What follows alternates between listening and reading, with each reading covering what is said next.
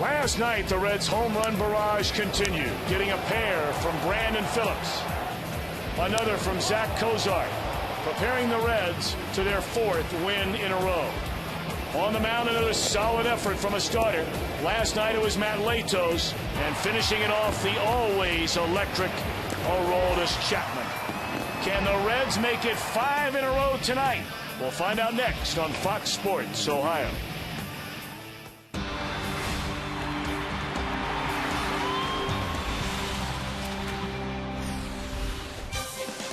Couldn't ask for a better weather night in downtown Cincinnati, and the crowd filing into Great American Ballpark for Game 3 of this 4-game set. The Reds have won the first 2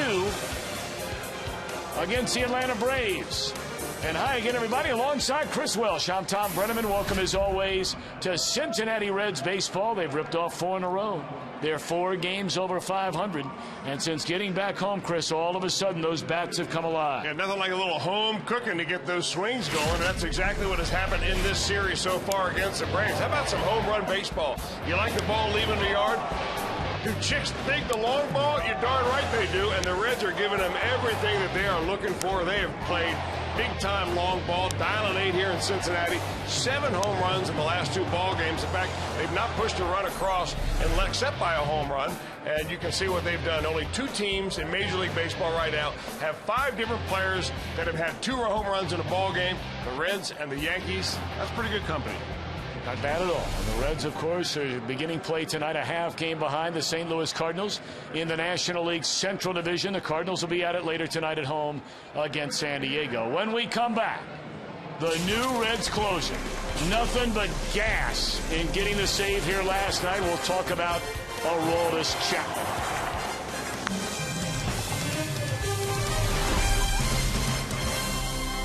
Without the express written consent of the Cincinnati Reds. Perfect night for a ball game indeed. Our weather report is brought to you by Thompson Plumbing, Heating, Cooling, and Drain Cleaning. For more on our weather the rest of the night, here's our old buddy Tim Hedrick. Good night for a ball game. Look at the temperature, 74, 72, 70. Plus, I got a fresh cut. 2 nights ago, and 2 by Stubbs. Last night, 2 by B-Phil. Tonight, 2 by Votto. Enjoy the game on Fox Sports Ohio. Woo! 2 full home runs he's calling for Joey Votto. How about this guy? Not many good cuts against Aroldis. Well, you know what? There aren't many closers out there either that come in featuring 1 pitch and only 1 pitch, and it's a straight one. Now, you don't even need to give a signal anymore to Aroldis Chapman. He just comes in there throwing as hard as he can. Finally getting the last out of the ball game. A soft liner by David Ross. Last 2 appearances, the guy's been lights out. In fact, all year long, he's been lights out. How about that earned run average at the very top of the page right there? Well, we'll fix that. But Aroldis Chapman doesn't need any fixing. Opponent batting average under 100. 15.8 strikeouts per 9 innings. I mean, that's like a high school stat of maybe a #1 draft pick coming up pitching against a JV. Well, that's the way he feels out there right now. He is on some kind of a roll, Aroldis Chapman. And, of course, the one area you see the dramatic improvement in, the walks. All right, Bronson Arroyo is set to make career start number 300 here tonight. First pitch, Reds and the Braves coming up next on Fox Sports Ohio.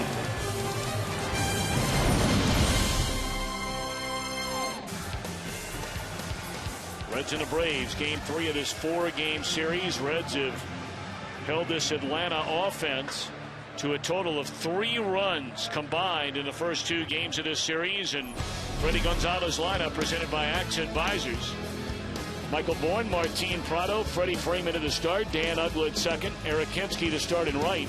And again, David Ross for Brian McCann behind the plate, Juan Francisco for Chipper Jones at third, Tyler Pastornicki at short, Tommy Hansen, a right-hander, on the mound, and Bronson Arroyo looking for his 3rd win on the year. Well, he's got 8 starts under his belt. Bronson Arroyo does. This is his 300th Major League start. 114 versus 107 wins and losses for Arroyo, and he's been pretty good, although lately those home runs have been creeping up on him a little bit. 7 home runs in his last 6 starts. He gave 1 through the first 2 without giving up any at all. What Michael Bourne had a big night here last night. Looks at a breaking ball, strike one, and this game is underway. Bourne had the first leadoff home run of this season in the game last night. And for the first time in his major league career, he hit 2 home runs in a game. Cozart's got to get rid of it. And a nice play on both ends. Cozart and the Gold Glove winning first baseman Joey Votto. Well, you played Michael Bourne the same way you played Drew Stubbs. And when you're an infielder, you've got to charge that ball. You just can't wait for that ball to get to you and backhand it. And you see the kind of circular motion that Zack Cozart does. A good pick at the other end. Always good with a scoop is Joey Votto. And that's the way you get things going here with a little defense. Well, that's a nice play. I just think about the difference between that play being out and safe. You got Michael Bourne on. He likes to steal a base. He gets the infielders nervous. Prado lifts a fly ball down the right field line. Votto giving chase and can't get up with it. Well, look at last night, Chris. I mean, in the first inning for the Reds. That ground ball that Pastor Nicky let take one extra bounce. Stubbs legs it out for an infield hit. After stealing a base, he scores on a 2-run home run by Phillips.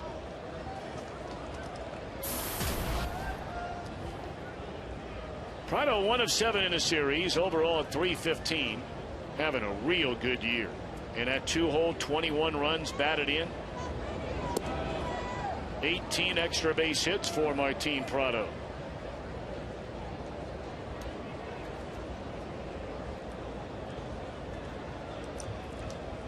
Arroyo threw 7 innings last week at Yankee Stadium as that ball is drilled into left center field. And that baby will bounce up against the wall. That'll be a 1-out double for Martin Prado. This guy's a good player. You get him a ball out over the plate, and he just seems to find a way to put the barrel of the bat on it. I mentioned last night that the Braves have one of those combinations where you have Michael Bourne leading off and then Prado. It's almost like you do have 2 leadoff men because they get on base so well. Up around 40% of the time. That ball about 2 feet from leaving the yard. Man, the ball is jumping out of here. Welcome to summer at Great American Ballpark. So now Freddie Freeman at .261 has 7 home runs and 32 runs batted in. Prado out at second with 1 out. At start at Yankee Stadium, Chris, you were there. I mean, Arroyo was just sensational. Through 7 innings, it allowed only a run-scoring ground out by Alex Rodriguez. Retired the first 2 batters in the 8th inning. Then he allowed that solo home run to Robinson Cano after another hit, a 2-run home run to Raul Ibanez. And it made what looked like a great outing into a good outing. Didn't make any difference after he allowed that ground out by A-Rod. The Reds were unable to score that night against Andy Pettitte. Yeah, that's the one flaw in that quality start, because you can go 6 innings and give up fewer than 3 runs, but if you pitch a 7th inning and give up 4 runs, or you pitch the 8th inning and give up 4 runs, then you blow your quality start. Hannigan can't find a ball. Prado a big turn and then slams on the brakes.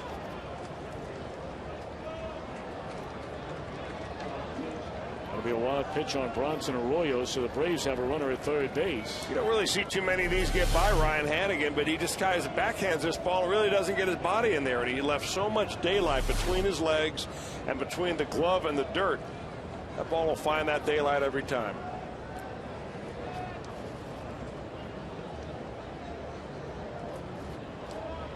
Both teams scored in the first inning last night. The Reds scored in the first inning in the series opener. And now the Braves knocking on the door with a runner at third and 1 out here in the first inning of game 3. 3-1 to Freeman. Talked about Arroyo. He has really struggled in his career against Atlanta. Yes, it's a winning record at 6-3, but an earned run average of almost 6. Breaking ball swung on and missed. Good spot right there, down and in. That's a wheelhouse for a left-hander, but if you get it off the plate, it still looks good. It's a lot tougher to get the barrel of the bat on. 2 of the guys that have hurt Arroyo through the years in the Atlanta batting order, neither are in the lineup tonight. That one's grounded fair, and Votto's coming to the plate, and they're going to get the runner at home. Boy, this Reds defense is something else. We talked about it last night. They've had their ups and downs offensively. By and large, the pitching has been very, very good. But this defense is there every night. You know, I really love the fact that he's going to play aggressive to keep that run from scoring. There are a lot of teams out there saying, hey, you know what? Let's just get it out in the first inning. Let the run score. We'll get them later on. But the Reds on the year haven't scored all that many runs. So you nip them whenever you can. Put a 0 on the board. I love that play by Votto. And I guarantee if you're a starting pitcher, you're thinking about your earned run average at some point, you like that play as well. Now you get a chance if you're Bronson Arroyo getting out of here with nothing. My runner at first is Freeman, not a base stealing threat, but very much a home run threat at the plate in Dan Uggla. Looks at a ball. 5 home runs, 24 batted in for the Atlanta second baseman.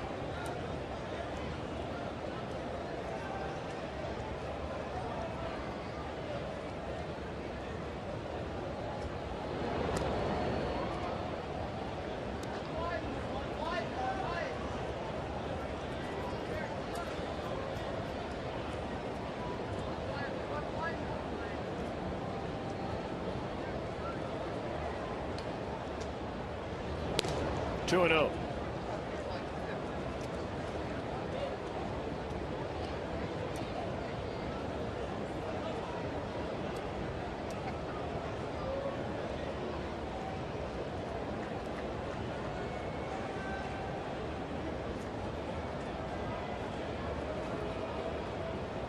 Freeman a short lead, held on by Votto over at first base. They still employ that big defensive shift that we have seen now through 2 games and an at bat when Uggla comes up. There you see Phillips on the third base side of the second base bag, and better be alive here on 3-0. Uggla, an extremely aggressive hitter.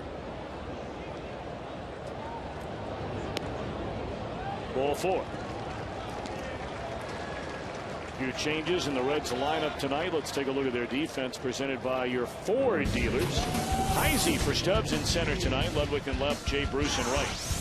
Frazier back in there at third, joining the regulars Cozart, Phillips, and Votto, and Hannigan always behind the plate when Arroyo is on the mound.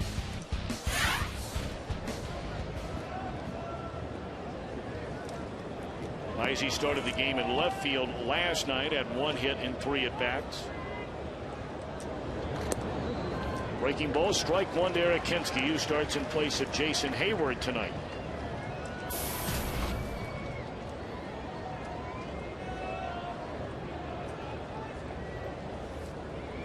Kinski doesn't start a lot, but when he does, at least so far this year, he has done extraordinary damage to the opposition. 10 for 20 in his last 6 starts.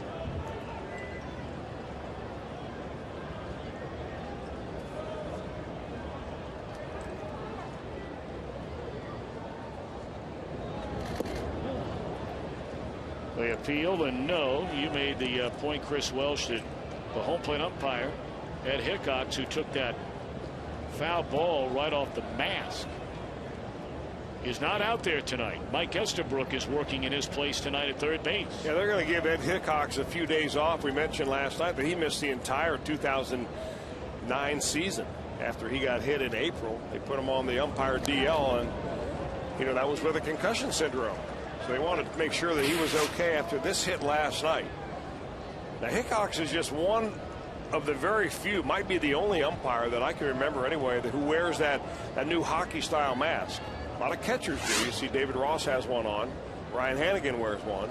And most umpires they wear that old-fashioned one, like the one that Angel Hernandez has tonight. I don't know if one offers you more protection than the other. Fly ball, short right field. In the outfield grass, it'll be Phillips, and that is that. The Reds defense prevents a run in the opening inning. Advisors Cozart, Heisey, and Votto, followed by Brandon Phillips, Jay Bruce, Ryan Ludwig. The latter third of Todd Frazier, Ryan Hannigan, and Bronson Arroyo.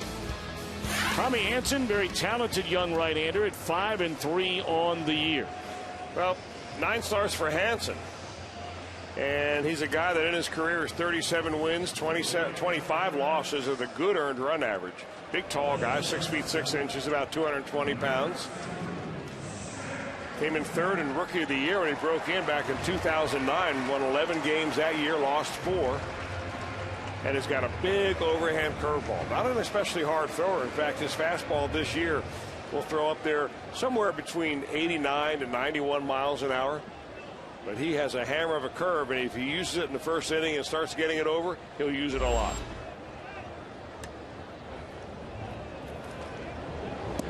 Cozart looks at ball 1 away. Zack 1 of 4 last night, hit a home run, had 2 hits in the series opener, including a home run, giving him a total now of 5 on the year, 11 batted in.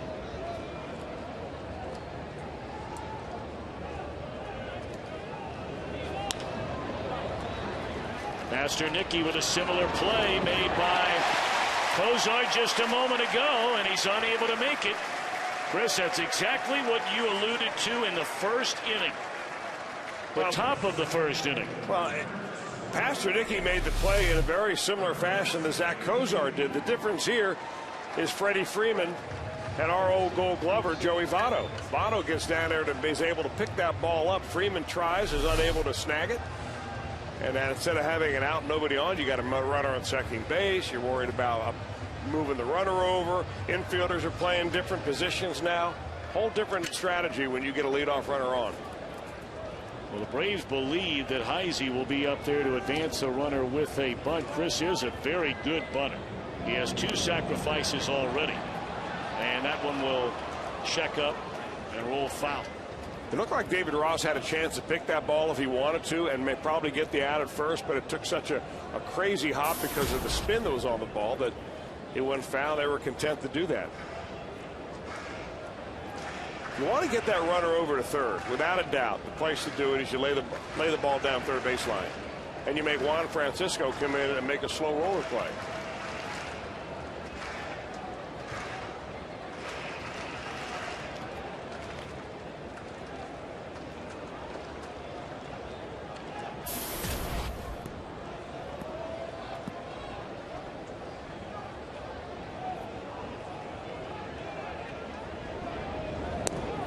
Chris shows bunt again, takes away.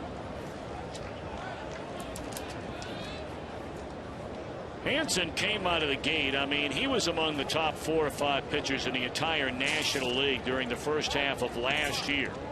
At the All-Star break, he had already won 10 games with an ERA of under 2.5. Bunt taken off there, and Heisey fouls it away, but then shoulder troubles began for Hansen. He missed the last 7 weeks of the season. During the off year, they suggested he worked on his mechanics to try and reduce some of the stress on his arm. Shows up in spring training, where he wrecked his car on the way to the ballpark for the very first workout, and wound up being the Braves' opening day starter. Heisey unable to advance a runner. 1 out in the inning.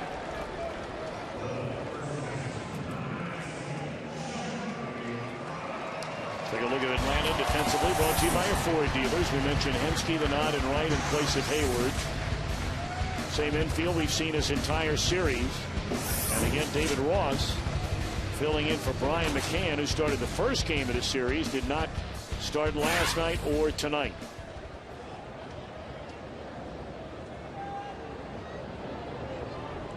So the Reds fail to advance a runner on to third. It's Votto's job to now try and get him in from second. Strike 1.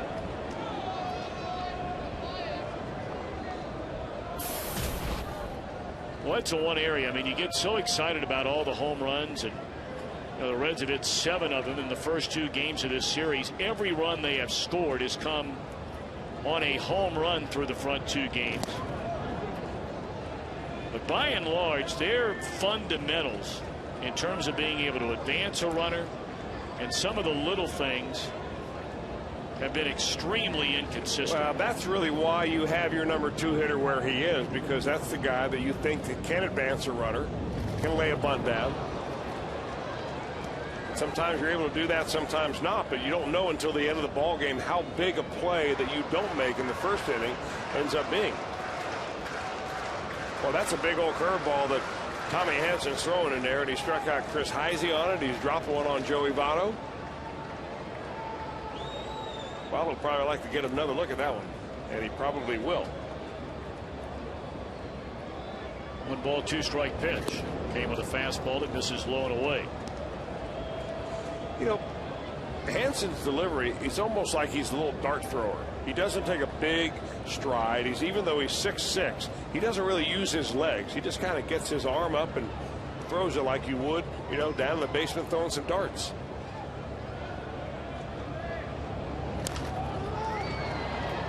Runner will get to third, but there are 2 outs in the inning.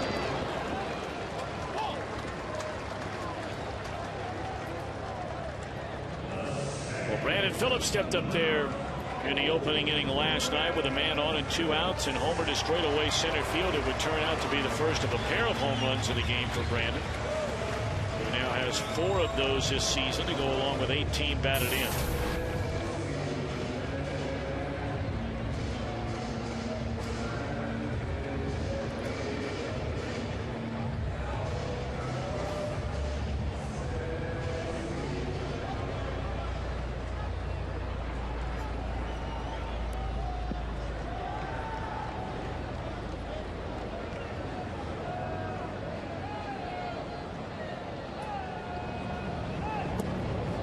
There's that breaking ball, and it drops in there, strike 1.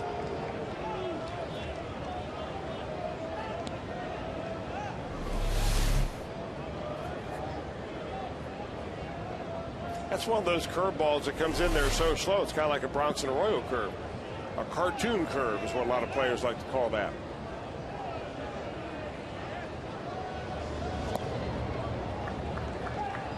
And you throw in the backyard when you get the wiffle ball out. Big arc to it. You got one of those, don't you, Tommy? Love wiffle ball. What a great game.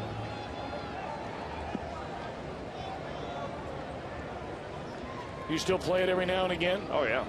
Great game. I got the wiffle ball pitch of all pitches. Well, you should. I mean, left-hander, know how to pitch in the big leagues. The Ethiopian snail ball. Ethiopian snail ball. Yeah. I didn't know there was such a thing as an Ethiopian snail. There is. Well, there might not be, but there's an Ethiopian snail ball. Well, you got to find a baseball around here and show us how to hold that thing. It's a secret. I can break it out on my son, so he'll quit whacking them all over the yard. Breaking ball away, 3 balls and a strike. You should tell the kids no human alive can hit the Ethiopian snail ball. I like to see that Ethiopian snail ball sometime. You might get a chance. I'd love to. Meanwhile, Brandon Phillips looking for something he can drive out of here. Well, he's got a good count. 3 balls and a strike. Hansen will look over at the runner and throws him a breaking ball in the outside corner. You can see the variation in speeds on some of the breaking stuff. Yeah, that's a slider right there. Right around 79, 80, 81 miles an hour is a slider. Slow curveball somewhere between 71 and 73. Fastball up around 88 to 90. 3-2 on Brandon Phillips. And a check swing and just barely got a piece of it to foul it off. I mean, if you look at the stuff of Hansen, I mean, he is almost like facing Bronson Arroyo without the different angle of arm releases. Arroyo will drop down on you, throw sidearm. Hansen will pretty much stay in the same arm slot, but he'll throw the same variety of slow breaking balls.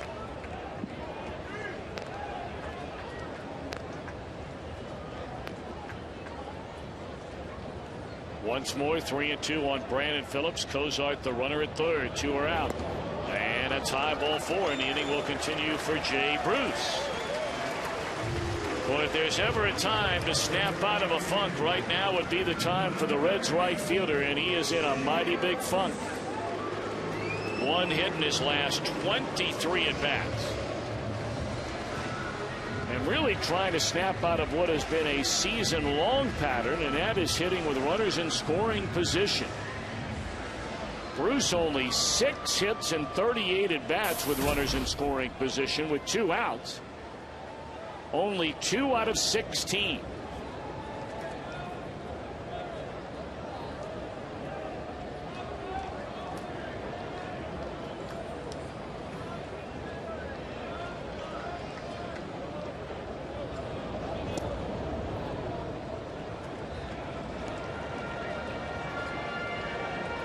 The overall numbers for Jay look good. Of course, he had that 2-week stretch where you basically couldn't get him out. He won a National League Player of the Week award.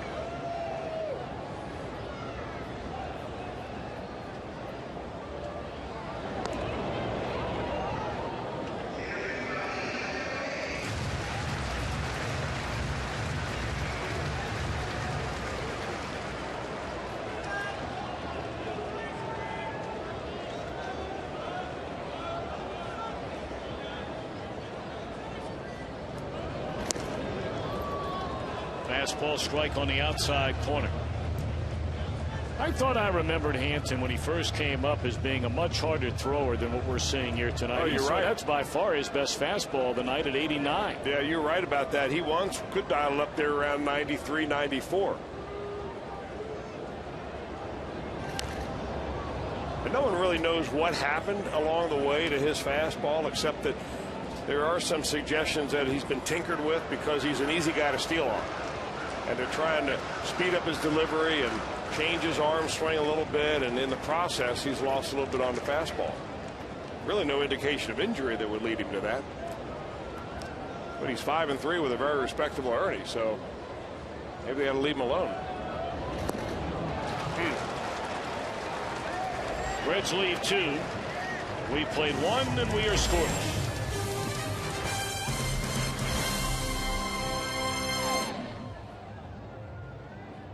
1-800-ELK Ohio.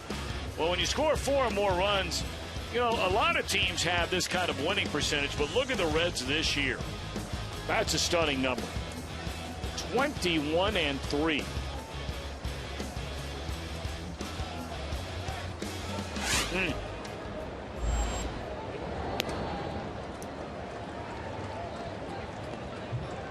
Strike 1 to David Ross. He'll be followed by Juan Francisco and Tyler Pastornicki. And the reason that winning percentage is around, what, 87-88% is because of the dramatic improvement in terms of the team's earned run average.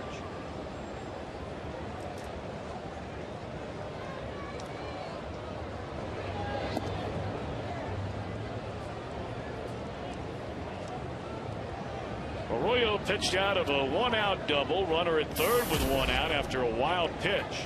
But Votto made a nice play to throw out Prado at the plate.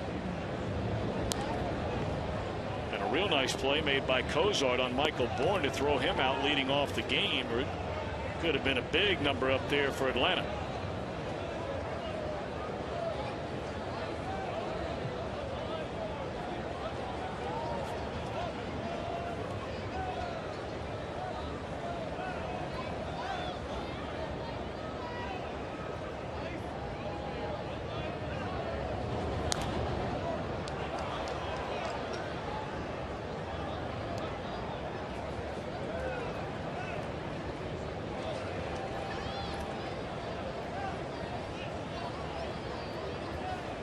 Ross at 270, a couple of home runs and 5 knocked in. He was 0 for 4 last night, made the final out of the game on that soft line drive at Zack Cozart against Aroldis Chapman.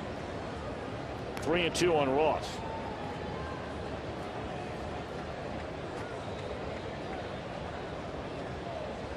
There was some speculating that Chipper Jones, right up until the very first pitch, might be trying to talk his way into the starting lineup. We told you he took batting practice last night.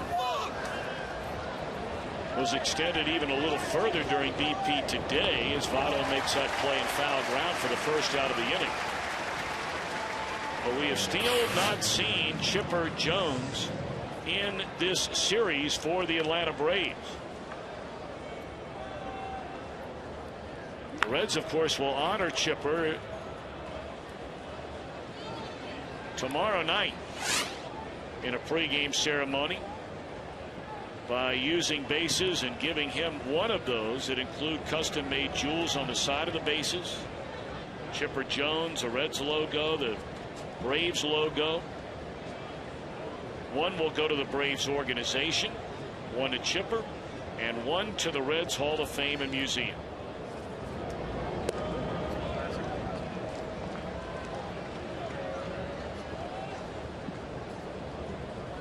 Most would agree, unquestionably a first ballot Hall of Famer. 5 years from now, he's already announced his retirement at the end of this 2012 season. He's not played for any other team than the Atlanta Braves.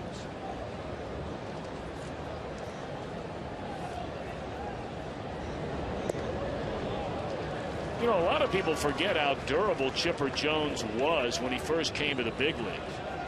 From 96 until 2003, he averaged 157 games per year. Average. Those are his overall career numbers. 2-2 on Juan Francisco. Twice has had major reconstructive surgery on his left knee. Last year had it on his right knee. And the only switch hitter in the history of the game with a 300 or better batting average with 300 or more home runs. Fouled out of play.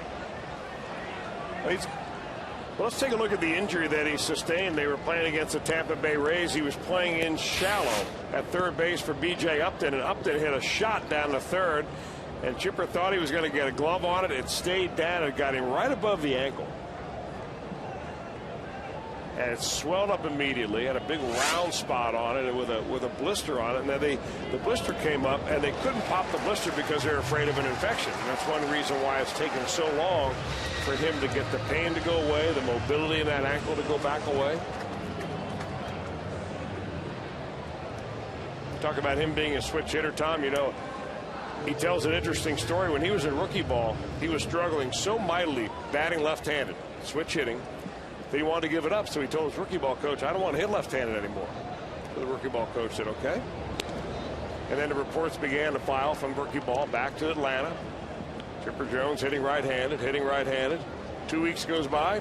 Somebody from the front office comes down. They fire the manager, and they tell Chipper, you're hitting left-handed. Pretty good move. I would say so. 1, 2, 3 for Arroyo. No score after an inning and a half. Ballpark. Now Saturday, make sure you take advantage of the Reds 4 for 48 ticket deal that includes 4 view level tickets and 4 Reds hats. A total of $48 for all that. Plus the first 20,000 fans through the gates get that Scott Rowland Gold Glove Award replica trophy presented by Con. Huge weekend. Fireworks Friday night. The Gold Glove trophy on Saturday night. Sunday they're giving away kids binoculars. Come on down. Well, you know it's tearing him up not to be in that lineup. Perhaps one more shot at it, Chris. There's a fly ball off the bat of Ryan Ludwig on the first pitch of the inning and right into the mitt of Eric Kinski.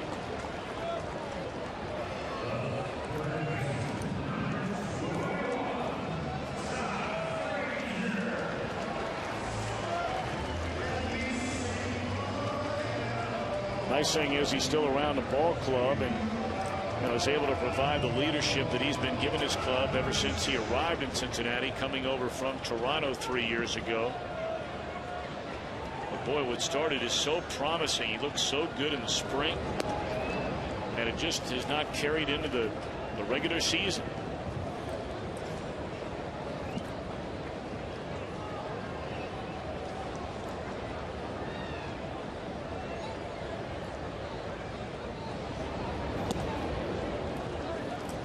Frazier has really struggled trying to replace Roller. Now granted, it's his first time getting a chance to play with any regularity at all at the big league level, so the Reds are going to give this young man some time. Now we say it over and over again, Tom. Every time a young player like a Todd Frazier gets a chance and he plays every day, and then the league gets a book on him.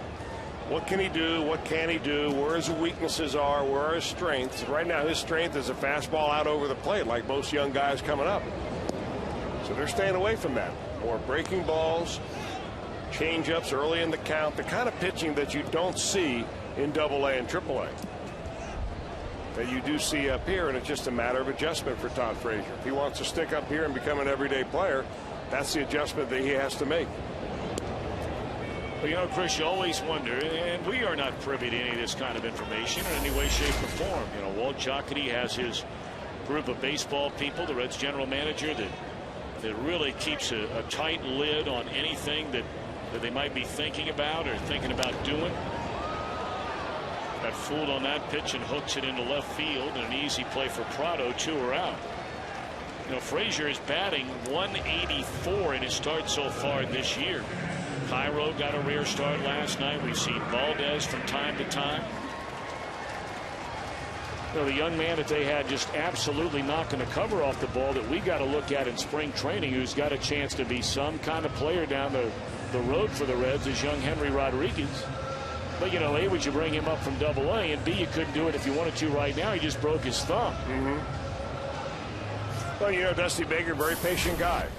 That's how he's earned a reputation for being a very fine player's manager, and he's going to stick with his guy. Because you never really know. I mean, you can't give a kid a week, 2 weeks, and say, okay, you've got a 2-week period. If you don't hit major league pitching in these 10 to 14 days, you're out of there. And if you know that that's your bubble, that's a hard thing to do. So you stick with him a while, see if he can relax, get his feet on the ground, get the flow of things going, try to pick his spots where he shouldn't be in the ball game, maybe especially against a especially tough guy.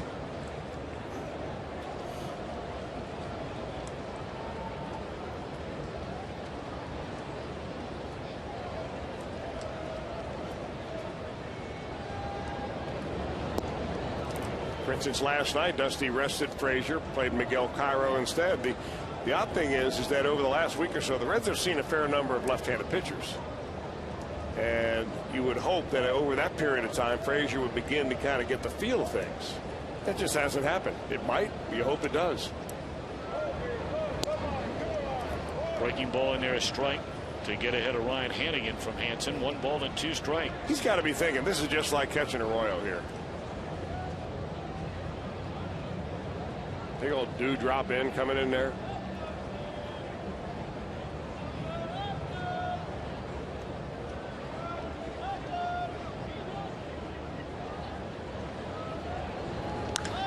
That ball hit hard by Hannigan. Driven into right center field, and Bourne is there. A step short of Hinsky. And a 1-2-3 second for Tommy Hansen.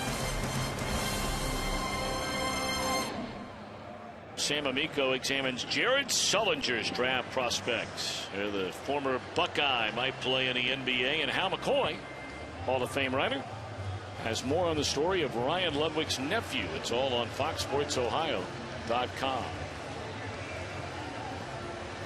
I want to send out a big happy 91st birthday tonight to Mary Riley in Ironton, Ohio. Get well soon. To Ann Wilson as well, watching in Kentucky, who recently returned home after suffering a mild heart attack. She said the worst part of it all is that the hospital didn't have the Reds games. And have to call other folks and get updates on what was going on. So Mary Riley, happy birthday, and Ann Wilson, you get well, young lady.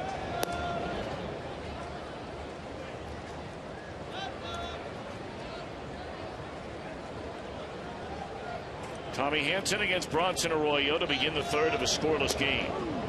1-2. Hansen only 1 hit in 13 at bats this season.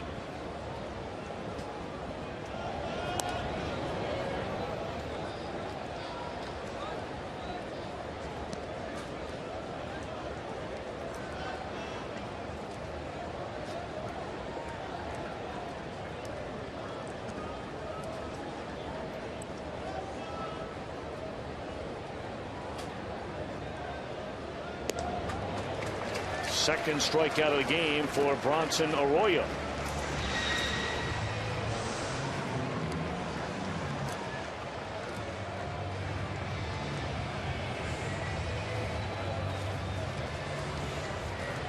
Talked last night about how well both of these teams have been playing after somewhat sluggish starts. The Reds lasted a little bit longer than the Braves. But you go back to the 19th of April, and these are two of the top 3 best teams in the National League outside of the Dodgers. Reds have won 19 of their last 30. The Braves have won 19 of their last 32.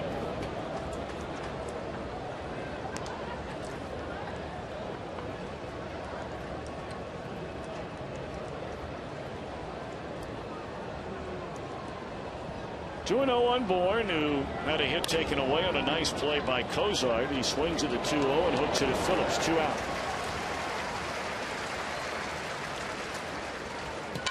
Now you fall behind a guy like Michael Bourne doesn't mean you have to throw fastball. This is our Mazda pitch-by-pitch look at this at bat with Michael Bourne. First pitch changeup away, another changeup right there. How about one more changeup? Yep, that one works finally. Maybe thinking he's getting a fastball 2-0 from Bronson Arroyo. You don't always get that, and Michael Bourne retired. One thing he showed the Reds last night, that he can turn on an up and in fastball. Prado nearly clubbed a home run to the deepest part of left center field in the first inning. Missed by a couple of feet. Wound up at third base with 1 out, but was thrown out of the plate on a ground ball to Joey Votto.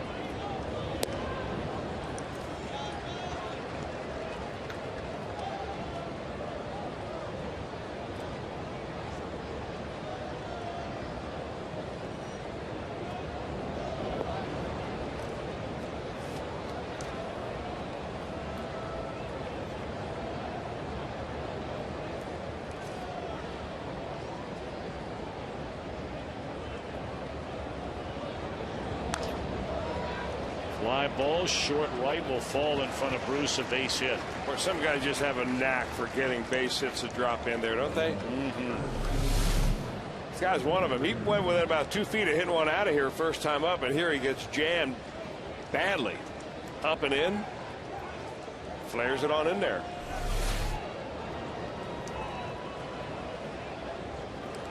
Freddie Freeman, a 2-out batter with Prado at first base. Freeman hit that ground ball up the first base line that Votto picked up near the bag and fired a strike to Hannigan, cutting down Prado in the opening inning.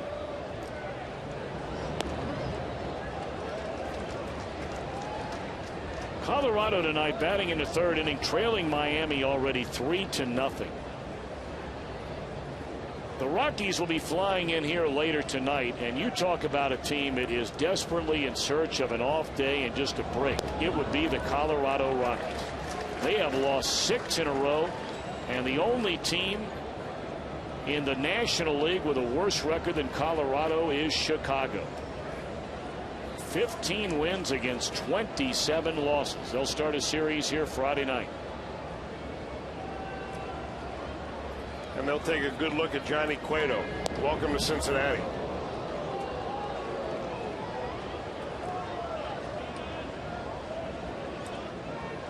Christian Friedrich will start the opener against Cueto. Mike Leake and Jeremy Guthrie. Guthrie's given the Reds some problems in the past. Yes. We saw him in interleague play. That'll be Saturday. That's a night game, don't forget it, 7:15. And then on Sunday, 1:10 game.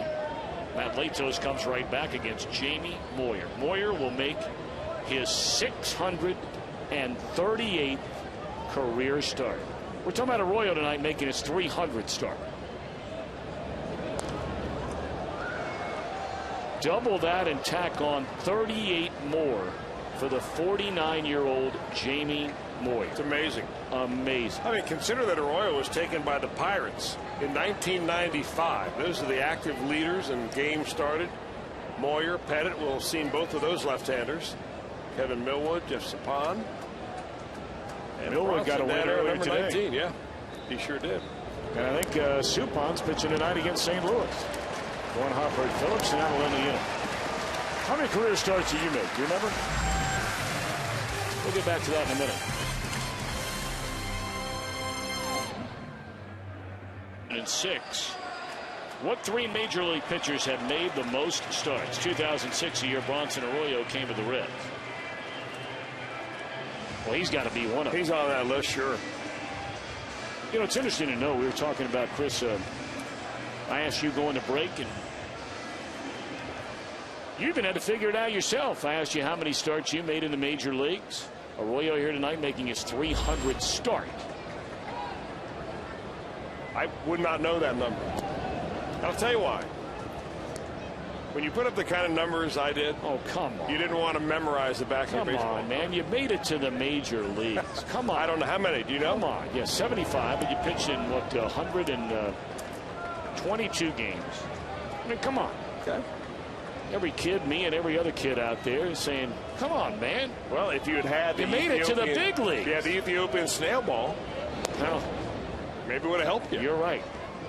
Maybe I can try it now. Heck, I'm younger than Jamie Moyer. It crept right up there.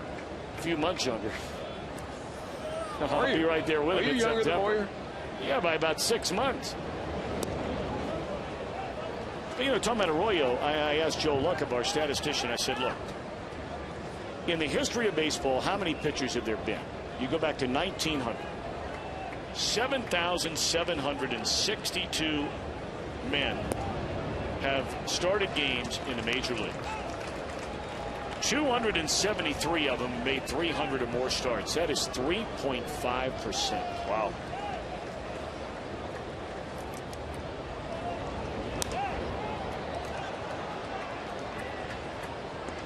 So that's why, you know, when you hear people, and you brought up his career numbers earlier, over 500, over 100 wins. Hey, look, is Bronson Arroyo going to the Hall of Fame? No. But I dare anybody to challenge the fact that this guy has had a great career. You're right. I mean, just by hanging around the major leagues as long as he has, that's a tough thing to do. Believe me, because all you need to do is go down to spring training. You take a look at the A-Diamond, that's where all the major leaguers are. And then you'll see 5 fields behind the complex. And every one of those fields is full of baseball players. And every one of those baseball players wants your job. And every year, it's a whole new crop of guys. A whole new #1 draft picks coming through, where they've got a lot of money invested. Arroyo in the air to right, out #1 here in the bottom of the 3rd inning. Well, Arroyo was drafted in 1995 by the Pirates, 3rd round. The Reds that year took Andre Montgomery in the 1st round. Brett Tomko, who's pitching down in Louisville. They took him in the 2nd round. Jason LaRue went in the 5th round in 1995. Remember left-hander Ray King? Yep. He was in the Reds draft in the 8th round.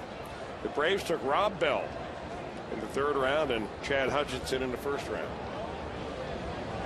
So out of all those players, you have Brett Tomko, Bronson Arroyo. Still, at least in that small group that we talked about. Of course, Ray King had a very long, productive career, primarily as a reliever. He had a good career.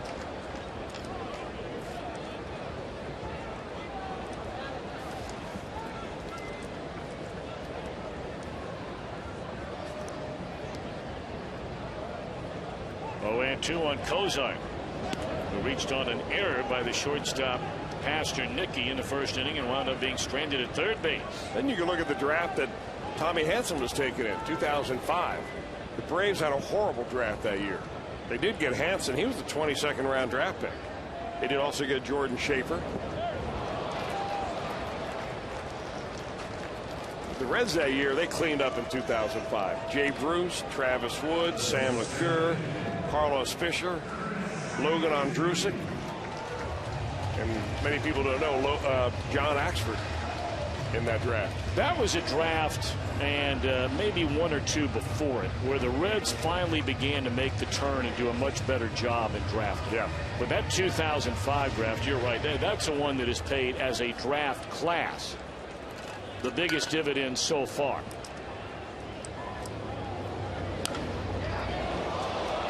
Hot smash, but Francisco makes a play and throws out Heisey in a 1-2-3 third.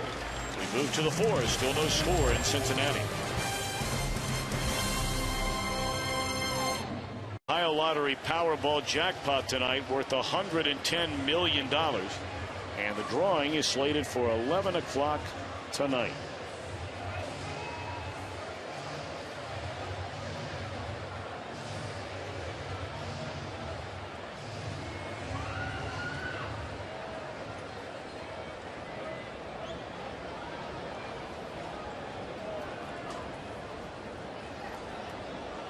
4, 5, and 6 in the Atlanta Braves batting order. Tonight that means Uggla, Hinske, and Ross. Scoreless game, and Uggla takes up and away ball 1. He walked his first time up.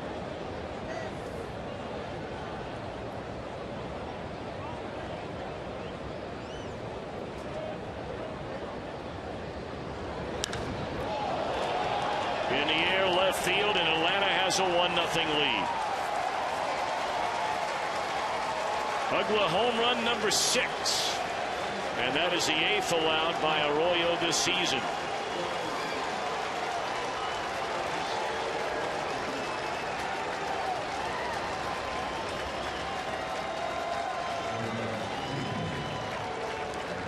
Now he got a fastball, did Dan Uggla, and you know you wanted to get that baby right inside. A sinker that did not sink, not when you throw it about waist high, and Uggla punishes it.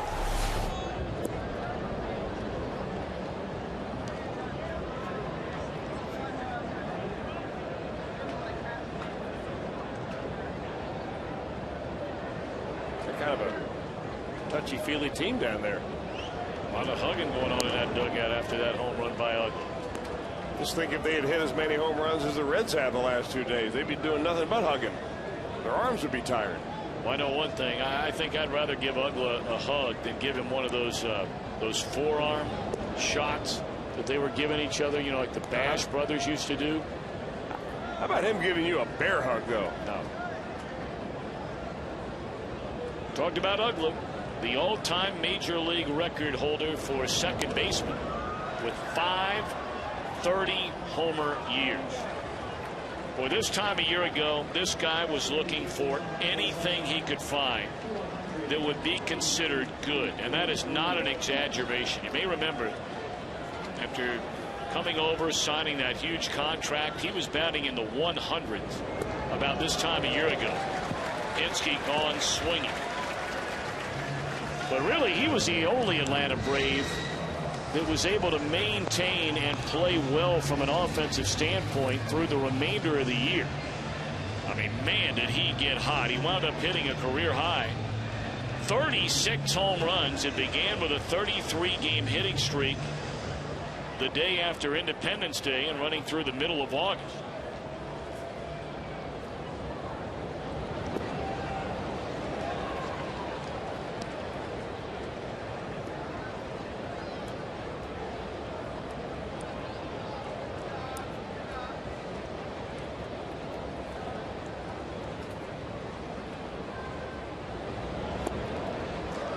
Oh, 2 to David Ross.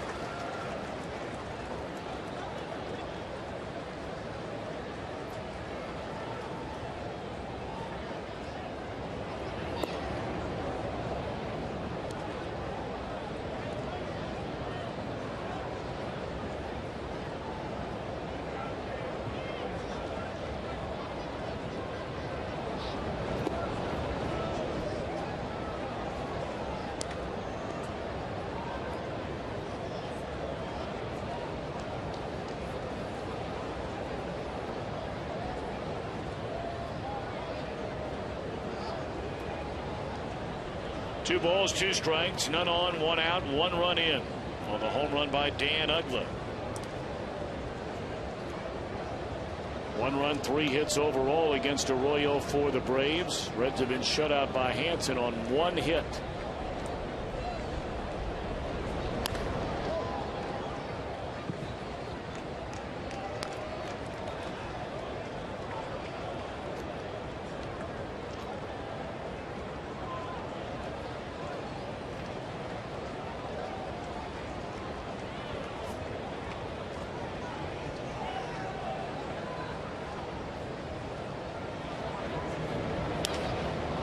Off the end of the bat, hooked into left field, and Ludwig there, 2 out.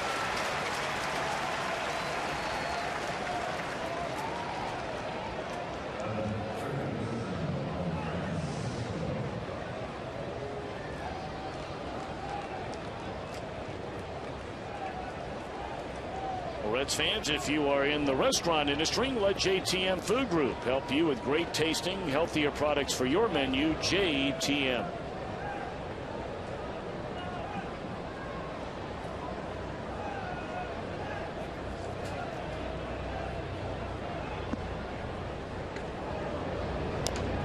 Little number by Francisco. That's easy for Arroyo, and that's all in the Atlanta fourth inning. But they get a long one from Uggla to take a 1-0 lead. Toyota dealer.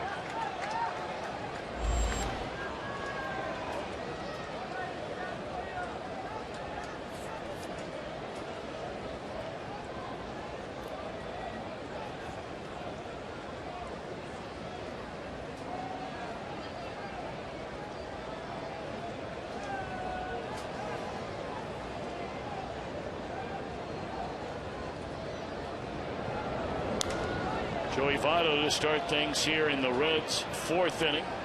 Dan Uggla homered in the top of the inning, the only run for either team so far tonight.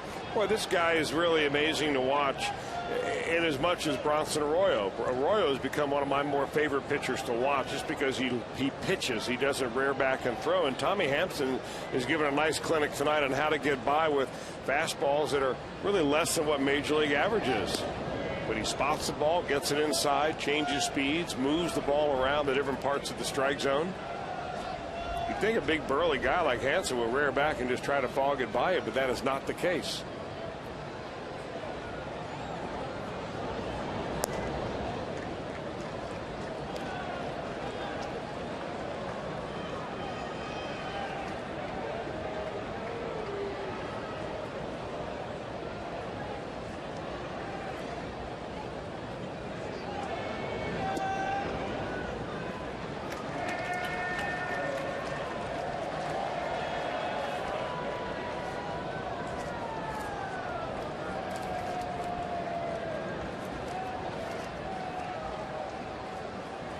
Wanted Joey, and it played it perfect. Shortstop right behind the second base bag, and Votto thrown out. He's 0 for 2 in the game. Whereas Brandon last night, first 2-homer game of this season. He only had 2 all year coming into the game. Had a 2-run shot to center in the first, and then to right center, a solo shot leading off the fourth inning.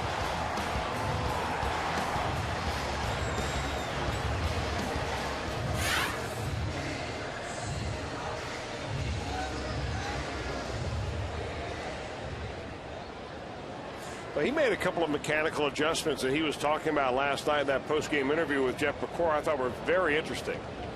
You see him in the batter's box now. He's a little bit lower in his stance. His feet are a little bit spread more, wider stance, kind of crouched down a little bit more. He said that he and Brooke Jacoby have been poring over video, just trying to figure out what little thing might give him a little jump start. And that evidently is it. He is noticeably crouching more. And just missed that one. 2 away.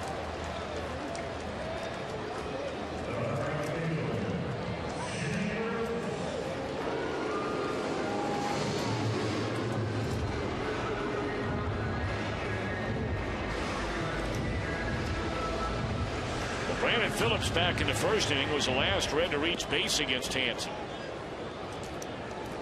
9 straight retired, and here's Jay Bruce, who struck out ending the first inning with 2 men on. Boy, even on that inside curveball, you can see his shoulder fly, his head fly, trying to hit that ball. But bailing out is not one way you're going to get it done. Inning over. 1, 2, 3 go the Reds.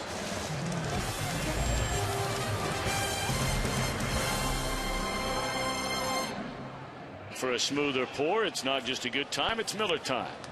All right, let's answer our AT&T trivia question tonight. Since 06, 3 major league pitchers have made the most starts. We figure Bronson Arroyo is one of them. He is. And so is his buddy Derek Lowe. And Danny Herron, I would not have guessed that for Danny Herron. If I'm not mistaken, Danny Herron has not only made the most starts, Danny Herron has by far, not by a little bit, by a pretty substantial number, pitched the most innings among all pitchers since that season.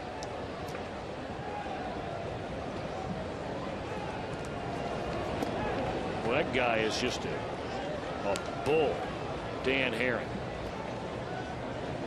Remember, he first came up to the big leagues originally with the Cardinals. They traded him to Oakland in that Mark McGwire deal, and he went out there and they put him in the rotation shortly thereafter. Mulder deal, I think, right? Was it the Mulder deal? Yeah. Okay. And I mean, he's been going strong ever since. You know, it's not like these guys that make all those starts, like Arroyo or Derek Lowe, feel good every time out.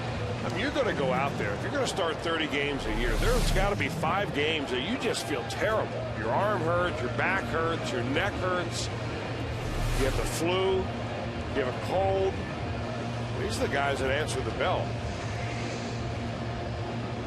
I remember you and I were doing that spring training game this year. We both thought it was a real good gamble when Cleveland made the trade for Derek Lowe. He had a bad year last year, but he's never been a guy who relies on power pitching, gets a lot of ground balls, and if that sinker would come back this year, and boy, has it come back. Lowe has been among the real surprise stories in all of Major League Baseball, much like the Indians, who, by the way, rallied again last night to beat the Detroit Tigers. They're in the 6th inning tonight. 1-0 game, Detroit.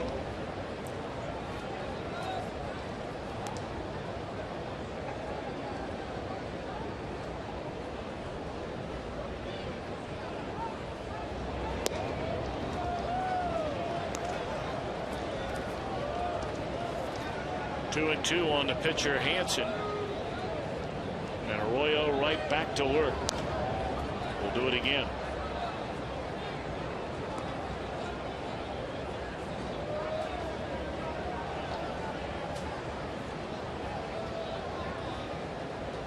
Only chance the Reds have had tonight against Hansen. They got the infield hit.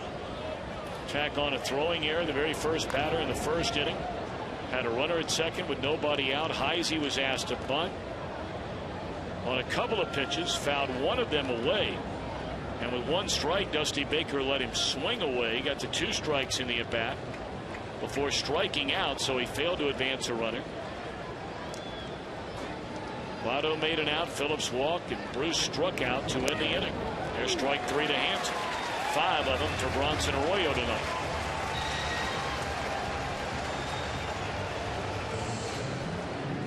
Well, a lot of you will be staying up later tonight. The Columbus Crew will be playing their 2nd game in 4 days. So you can check it out following the Reds right here on the home of the Columbus Crew, Fox Sports Ohio.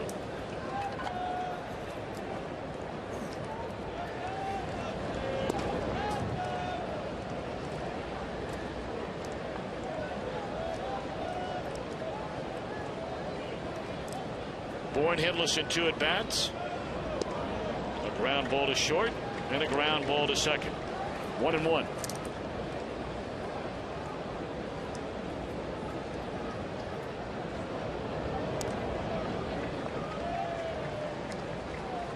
Well, what a great sequence of pitches right there for Arroyo. A fastball inside, a changeup away, and then a sidearm curveball at 69 miles an hour. That Bourne really didn't know what to look at. I mean, it's hard for hitters to hit what they can't identify, and that's what you have with Arroyo.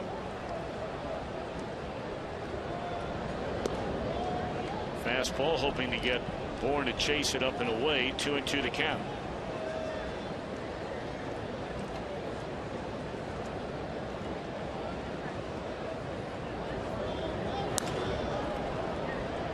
Routine to Cozart this time, and that'll retire the side. Arroyo's retired the last 6, but trails on a Dan Uggla home run. 1-0. $8. You get 4 view level tickets and 4 Reds hats. And again, a reminder, this weekend there is everything and then some happening. Fireworks Friday, the Scott Rowland Gold Glove Award replica trophy giveaway on Saturday. Kids binoculars giveaway on Sunday. A great weekend. 513-381-REDS or visit Reds.com for tickets. It is supposed to be very, very warm over the weekend. A lot of sunshine. But for the first time all year long, the temperatures will start knocking on the door of 90 degrees. So dress accordingly coming on down. All right, Ryan Ludwig to lead it off. Second at bat tonight. Ludwig has swung at the first pitch, and the second time he's popped up. 1 out. Well, he's had fastballs to hit in each of those 2 at bats. He just got him out on the end of the bat. I think the tendency when you face a big guy like Hansen is that ball is going to get in there quicker than it does, and he's just a little bit ahead of things.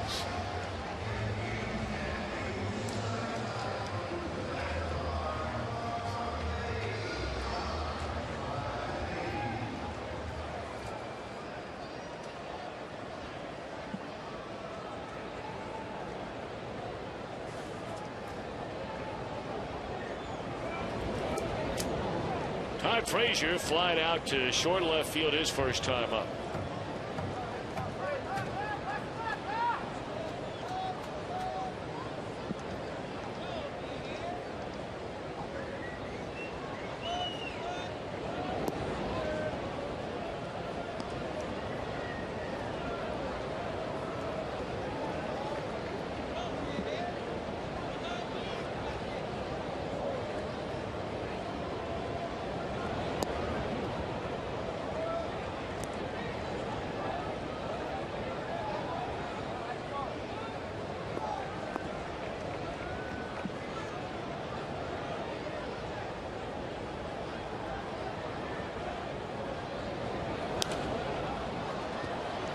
Boy, the Reds are not hitting anything with any thump to it whatsoever here tonight.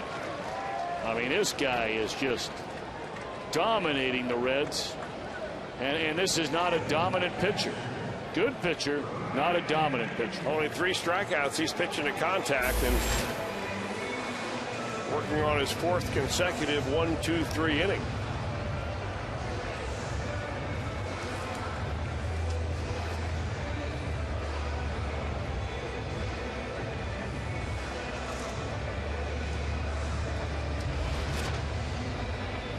So now Hannigan, one of the few Reds to actually strike the ball with some authority in the game tonight. He sent Bourne running to the right center field gap and made a catch at the warning track back in the 2nd inning. 12 in a row retired by Hansen.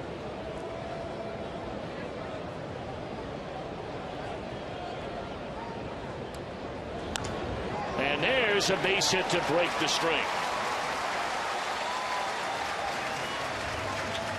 Well, Hansen has done the same thing in back-to-back at bats to Ryan Hannigan. Tried to sneak a fastball by him. Hannigan nearly got him. The first time up, flew out to deep center field. That time he tried to sneak one by him again, and Hannigan was right there to lay out a line drive into center field. Only the 2nd hit of the night.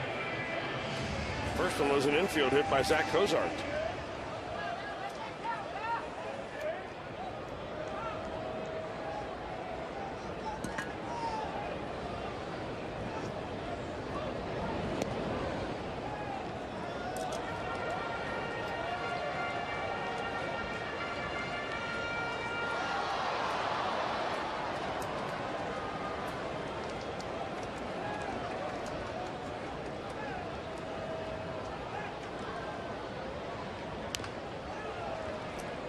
Bounce foul off the bat of Arroyo, who has a couple of hits and an RBI so far this season. He flied out to Hinsky and Wright, his only at bat tonight.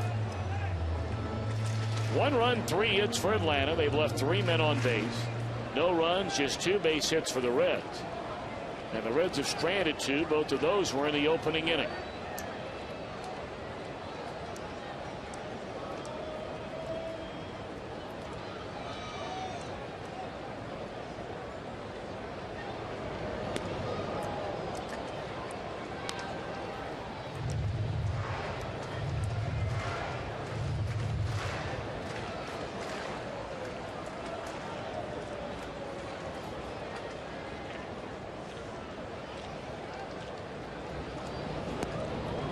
Wow, what a breaking ball there, and that'll end the inning. Still 1-0 Atlanta at the end of 5.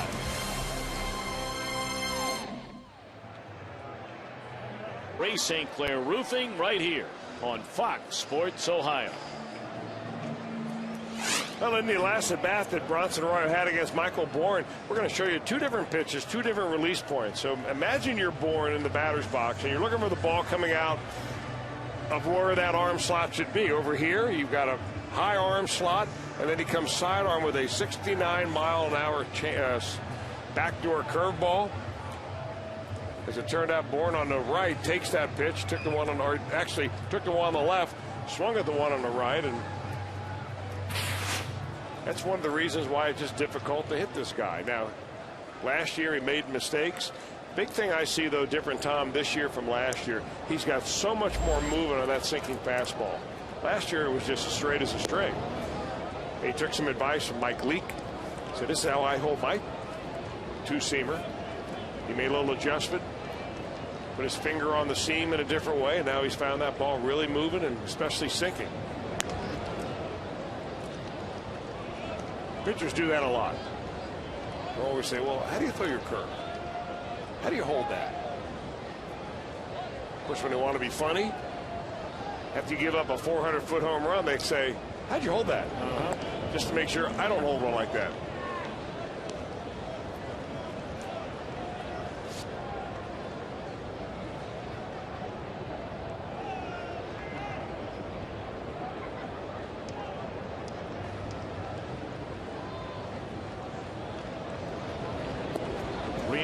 Prado. This is a very important inning for Arroyo and the Reds. You're already down 1-0. You managed only 2 hits in the game against Tommy Hanson.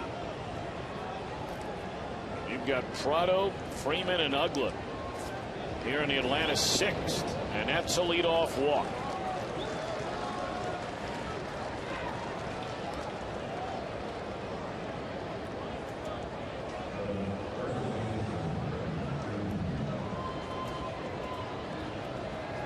Two of them in the game for Arroyo. He's only walked now 8 batters the entire year in 57+ innings.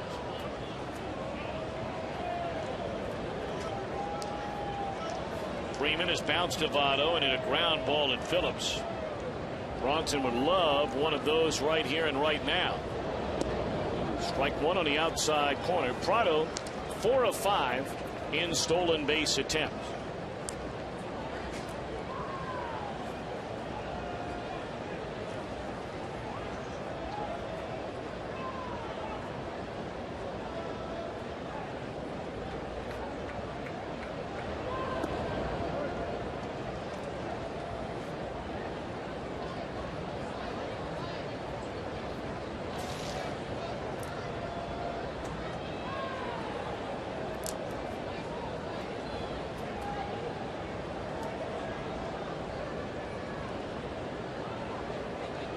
One ball, one strike to Freddie Freeman, and that one is driven hard the other way, but right at Ludwig for the first out here in the Atlanta 6th inning.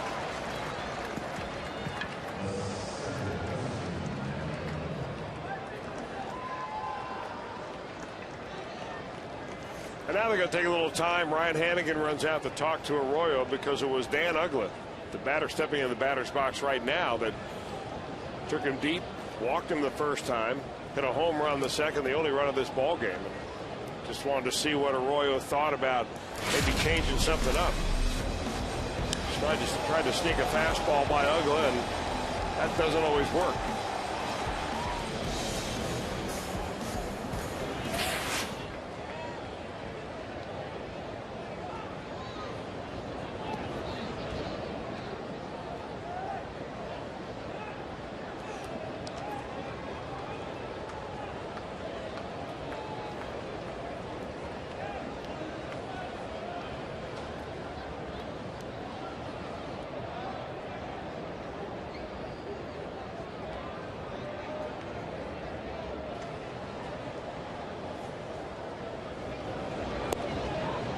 Breaking ball away, and now Ugla 2 balls and no strikes.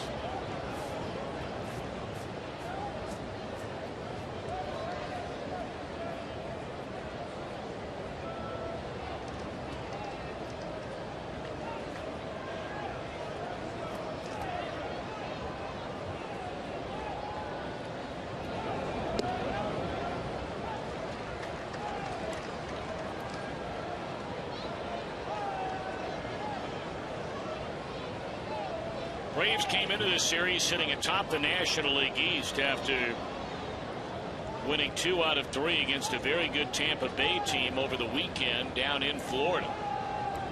But with back-to-back losses coupled with a 3-game winning streak by the Washington Nationals, and going into play tonight, it's Washington again as the division leaders.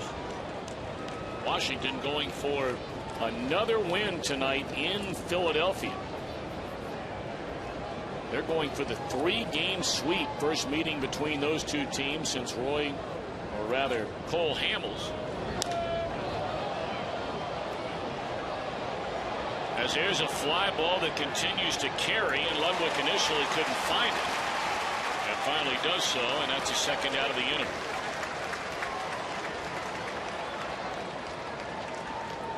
Trying to finish that thought about he hit Bryce Harper, you may remember, and Hamels admitted to it after the game. Kind of bragged about it, really. Said, hey, that's old school, and I'm old school. That's what Bryce Harper probably did after he got on base. He ended up getting over to third base and stole home on him. Yep. And Mike Rizzo, the fiery Washington Nationals general manager, boy, did he just come out swinging. When they asked him about Hamels hitting Bryce Harper, that already was a pretty good rivalry, but a one-sided rivalry, the way Philadelphia's dominated that National League East the last handful of years. Well, the game appears to be on this season. Strike one to Heisey. That's quite a division so far this year. Going into that series, every team in the National League East was at 500 or better. Now, Washington's won the first 2 games. That sends Philadelphia to 2 under. But the Mets won again today. They're 4 over. Miami 5 over. These Braves are 8 over, and the Nationals trying to get a win tonight to go 10 games over the 500 mark.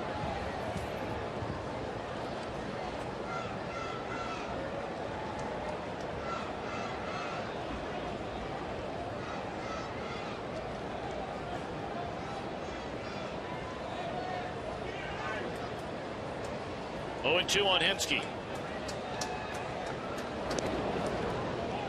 Reds will have a top of the order due up against Hansen in the bottom of this 6th inning. Cozart, Heisey, Votto, and they're hoping for more than that.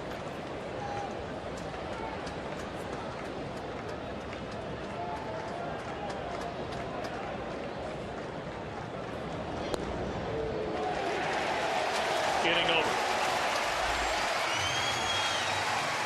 Arroyo is fan 6. So here we go. Top of the order coming up. Reds down 1-0.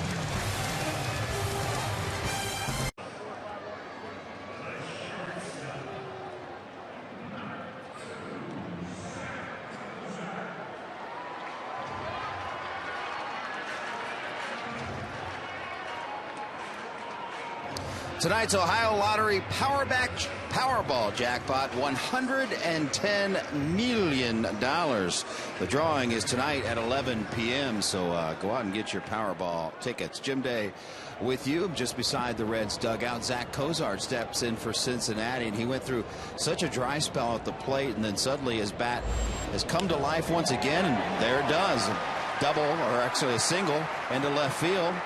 And he gives the credit to Dusty Baker. He said that Dusty took him aside and said, you are not starting your swing early enough.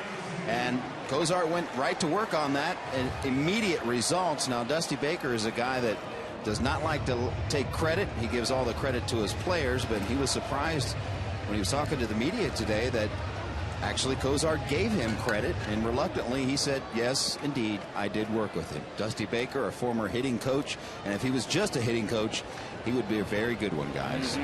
Was regarded by many as among the best hitting coaches in all of baseball when he was with the San Francisco Giants. In fact, he has an excellent book on hitting.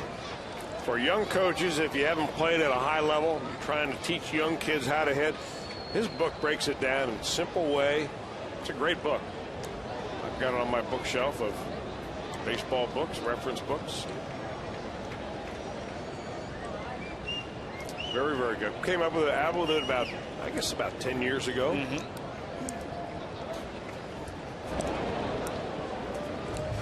Well, you know, look, as the years go by, I mean, it's very easy to forget what an outstanding player Dusty Baker was. I mean, you know, there's a whole generation of people out there that have fallen in love with baseball, that the only thing they know about Dusty Baker is he was a manager of the Giants, manager of the Cubs, and now in his 5th year as manager, of course, of the Reds. But as an outfielder, 19 years, played over 2,000 games. Nearly 250 home runs, over 1,000 runs batted in, 6 times, was an all-star.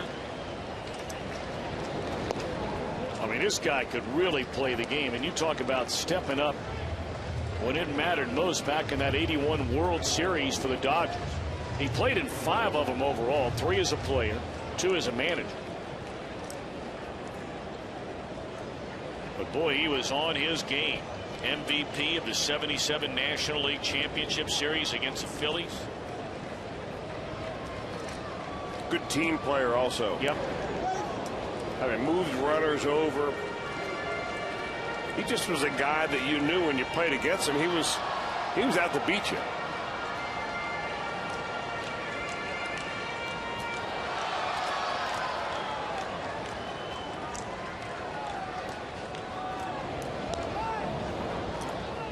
Heisey so far out in front of that ball, he hit it off the end of the bat over near the Reds on deck's room.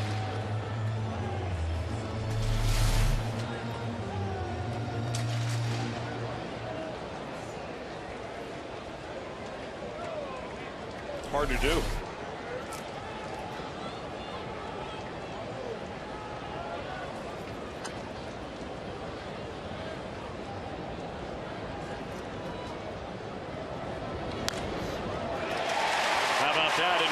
A base hit, and Cozart going to stop quickly at second base as Heisey comes charging in to get it. Now all of a sudden something stirring here for the Reds in the 6th. That's a beautiful piece of hitting there by Heisey. It really was, and it was one of those situations where he had Heisey way out in front of the off-speed pitch, and Hansen was going to try to sneak a fastball by him. So he sets up outside. He just got this ball up, that's all. So the Reds now have something going on with their main man coming up.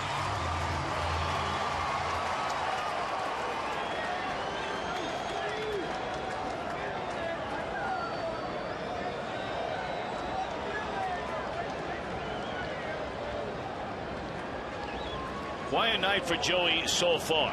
A ground ball to second and a ground ball to short. And of course that ground ball to short would have been a base hit had they not really put the shift on him defensively, which they do again. Pastor Nicky, the shortstop, is almost right behind the bag at second. Yeah, one of the many reasons why a lot of people who watch baseball nowadays feel that there may never be another 400 hitter. The defenses now are so exacting.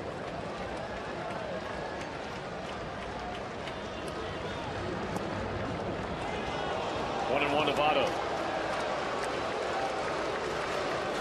So you're talking about the 3rd time through the batting order now for Hansen. His pitch count is very, very good, only 73 of them. He's pitched under very little stress. The only threat for the Reds all night long came back in the 1st inning.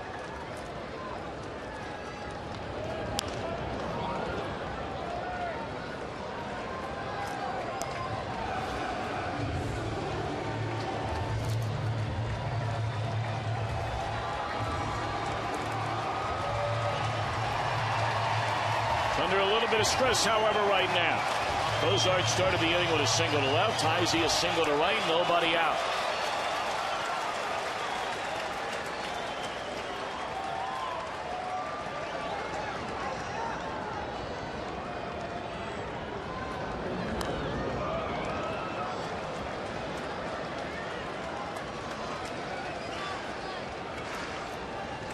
Well, you know you have a good slow curveball when the hitter that you're facing, especially in the caliber of Joey Votto, actually slows down his swing to make contact with the pitch. That's what Votto did right there. But he's good at staying alive.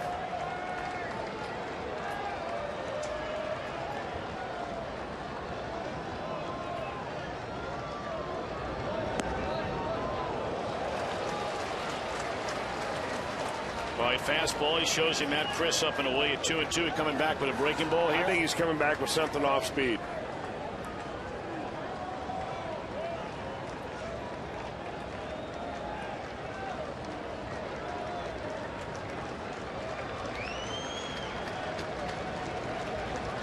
2-2 to Votto, 2 on and nobody out. Pulled him with a fastball. Looked like Votto was guessing there, because that was only 89 and he was very tardy. Now that's really where the range of the fastball for Tommy Hanson has been tonight. 88, 89, and a ground ball, couple of ground balls for Votto, and now a strikeout. That's a huge out for Tommy Hanson.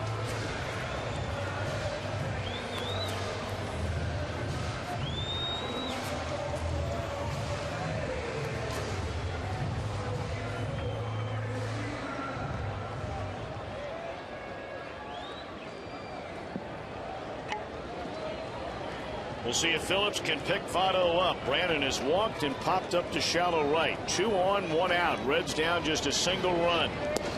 Fastball right down the middle, a called strike. That was the best fastball of the night by Hanson at 90 miles per hour.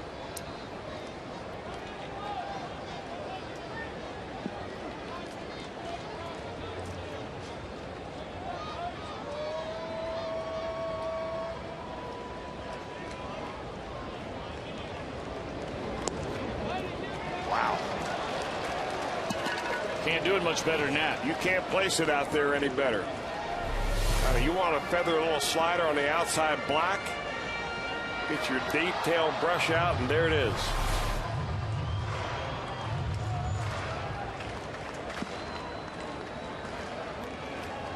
The Reds overall as a team, really outside of 2 players, have not been good batting with runners in scoring position so far this year. As a club, they are batting as a team 199 with runners in scoring position, which, you know, the other way of looking at it is you can't be any worse than they've been in these situations, and yet they're 4 games over 500 and a half game out of first place. If you include tonight, it drops to 197. That's a staggering number.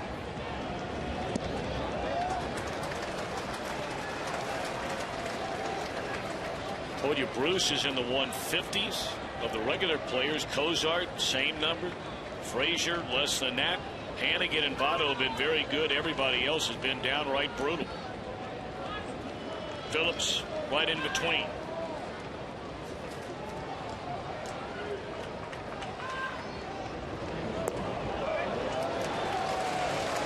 Tough pitch to lay off of there. Brandon does. 3-2. Would you think about here? With 2 on, 1 out, starting the runner. I think I absolutely start the runners, but I'm not managing it.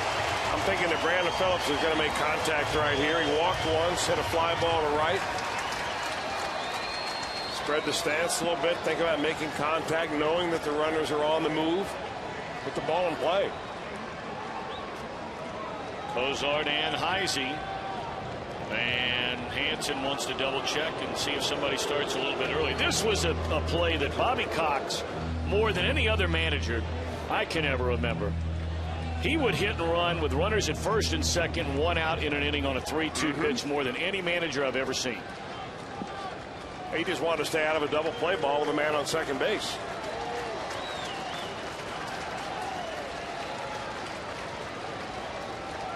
They're going. And a foul tip to stay alive.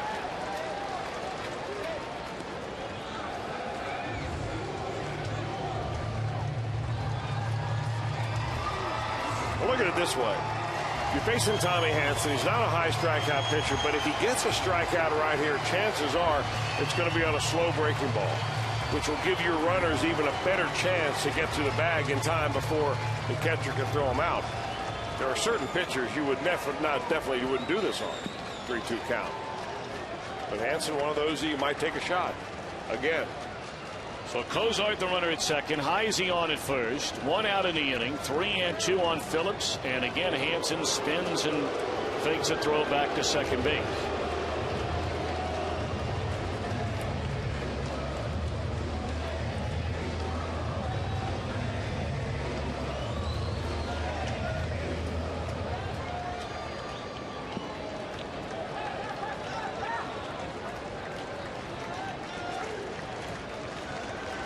Phillips looking to tie this game, if not give the Reds a lead. There they go.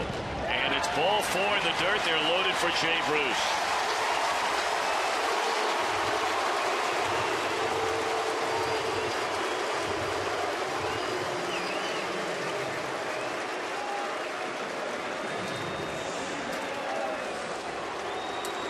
Well, we set it back in the first inning when he struck out leaving 2. His second time up with nobody on and 2 outs, he grounded out to Dan Uggla at second base.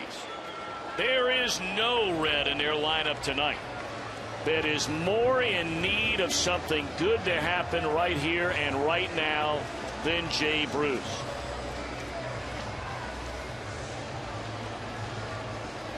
One hit in his last 25 at-bats. He only knocked in 1 run during the entire 7-game road trip through Atlanta and New York.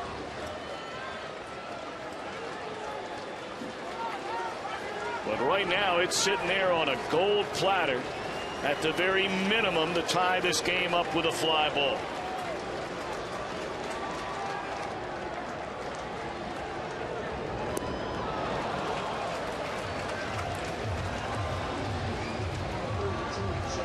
Now, what has been for Jay Bruce in this ball game against Tommy Hanson is early soft stuff in the last at bat. Later in the at bat, hard fastball in, jammed him. In fact, broke his bat, shattered it.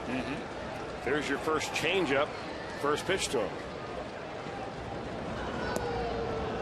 Same sequence he did last time. Next pitch was a breaking ball in.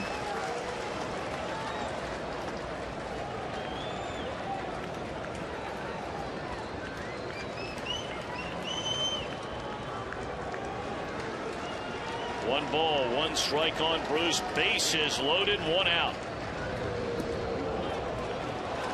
Hanson ahead on the breaking ball at 1-2.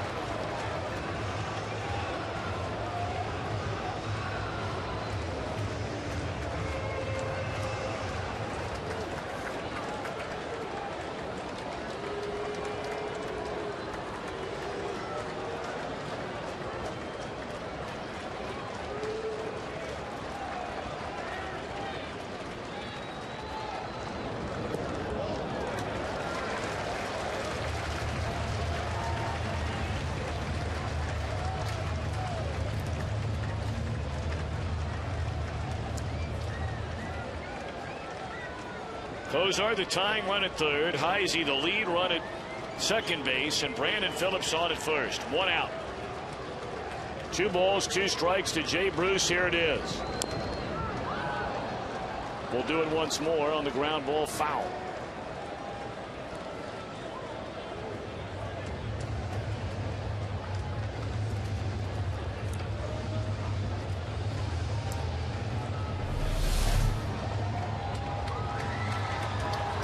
Right on the top of the foot right there. Actually, the ankle that got him above the shoe. Now, if nothing else, what that will get a batter to do is to stay back a little bit. Because the last thing you want to do is hit a ball off that same spot. Every time I see that happen, it takes a long time for the batter to get back in the box. It reminds me of Bucky Dent in Boston. Same result here would be all right. Oh, yeah. 2 balls, 2 strikes again to Jay Bruce. Hanson the pause and a pitch. Pulled foul again. Came right back in there. Hey, one thing that Tommy Hanson has not done, which is leave a lot of balls right out over the center of the plate. In and out all night long.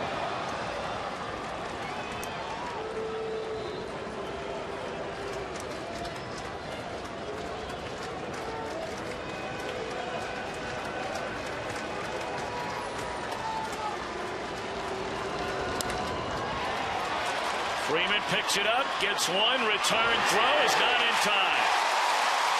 So the Reds tie it up on a fielder's choice from Jay Bruce.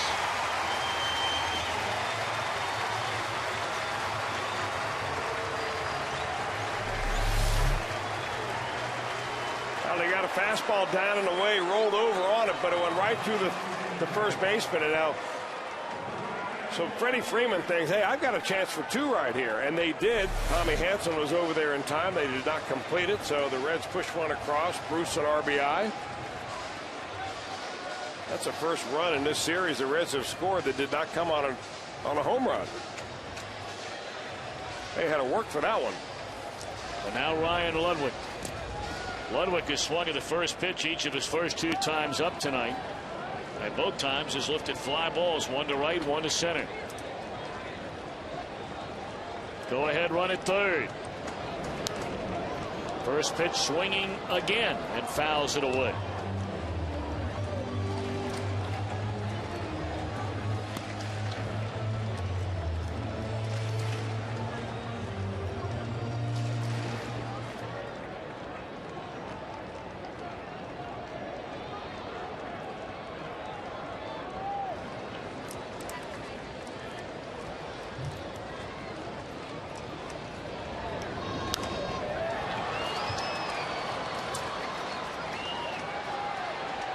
Reds had him loaded with 1 out, and they squeeze a run. But we're tied at 1. They go to the 7th.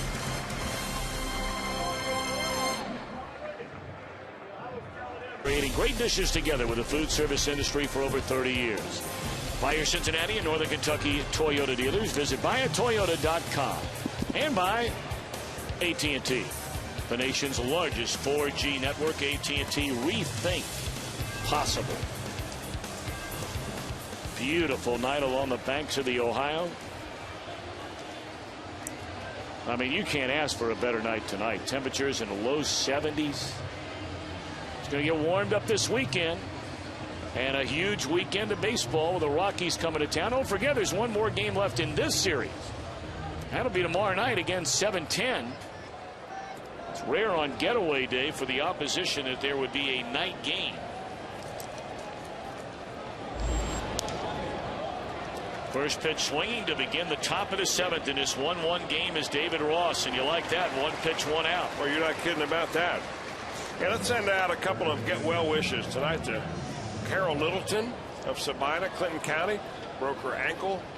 So I want you to get better, Carol. And a couple of guys who are very dear to Reds and amateur baseball around this area. They both serve on the board of the Kid Glove Games. Paul Kramer, the executive director, just had some surgery, got out of the hospital. Paul, I hope you're feeling better, and good luck to you. And Bruce Thompson, same thing for Bruce. Both guys have worked tirelessly to help amateur baseball over the years, and tell you what, that organization needs you guys, needs you back and healthy. So we certainly hope you're on your way to being mended and feeling great. Indeed.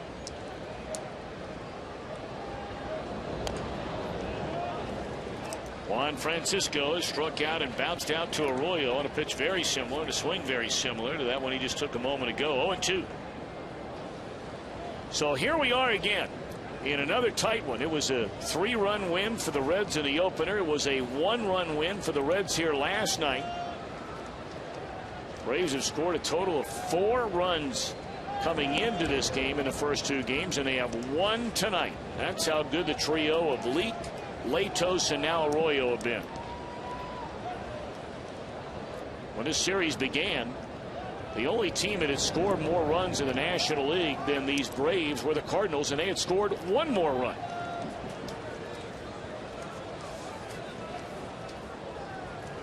And the same holds true going into play here tonight among National League teams.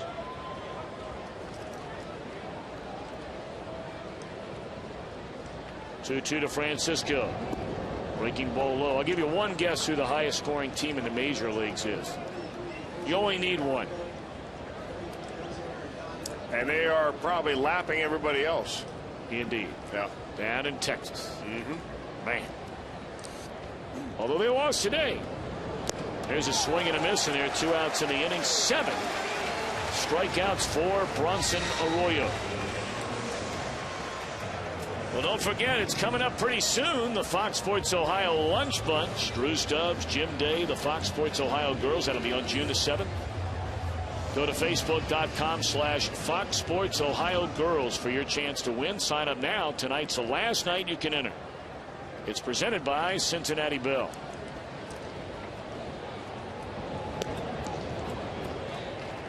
Facebook. You don't think they've been in the news lately, do you? Wow. A little bit. How's your Facebook page going? I don't have one. So not so good then. I would imagine not good at all. How about you? Kind of dormant. You don't have one either? I've got one, but Oh, I you haven't done much. Oh, in fact, I've never done anything on it except register. Pastor Nicky hooks it down the left field line, and that is a fair ball up against the wall. So decision time, and it has been made by the manager, Freddie Gonzalez. Hansen, the on-deck hitter. And in a 1-1 game, he's going to bring Hansen back to the dugout.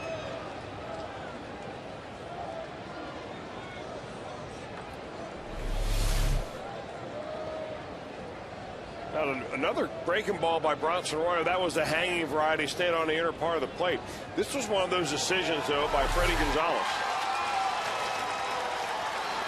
It seemed like it was last minute, unless Chipper Jones was down in the tunnel, maybe swinging the bat, getting some swings either in the underneath batting cage or hitting off the tee down there.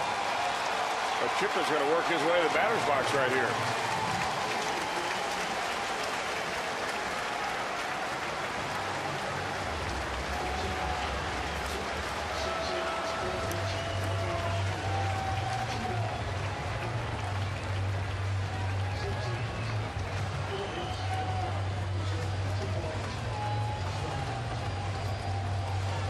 We talked about the numbers for both Chipper Jones and Brian McCann, neither of whom were in the lineup tonight against Bronson Arroyo. And here comes Dusty Baker, and apparently he's not going to allow Jones to improve upon those numbers against Arroyo. Anytime you go to the umpire first, it's a double switch. Checking things out with Angel Hernandez. Oh, what a shame. Arroyo's got to leave this one again. Very little run support. They've scored one more run tonight than they did in his last start. He lost to Andy Pettit last time out. Tonight leaves the ball game all tied. Allows just 4 hits. Strikes out 7. Walks 2. Nice round of applause for him. Arredondo on from the bullpen. Our skyline call to the bullpen. By King's Honda and the King's Auto Mall. Visit KingsHondaUSA.com. 1-1 game. We are in the top of the 7th inning. Bronson Arroyo removed after allowing a 2-out double to Tyler Pastornicki. And now the first appearance in this series by Chipper Jones after injuring his left ankle over the weekend at Tampa Bay, and it's Arredondo to face him. Ball 1 up and away. There was a time when a lot of major league managers would want to see Chipper Jones turned around and bat right-handed. But the way Arredondo has pitched against left-handers so far this year, he's held them to a .063 batting average. That is 2 hits and 32 at-bats against lefties for Arredondo. All because of that splitter. And there it is.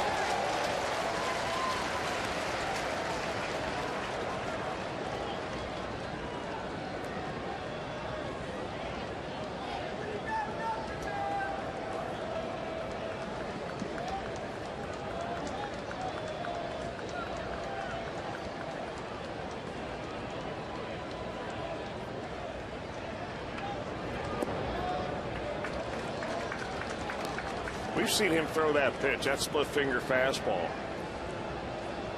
3, 4, 5 times in a row. Normally it's a pitch you throw off the fastball. You mix in with a fastball occasionally, but he's a guy that has really done well, and it's been his weapon against left-handers, as you see right there.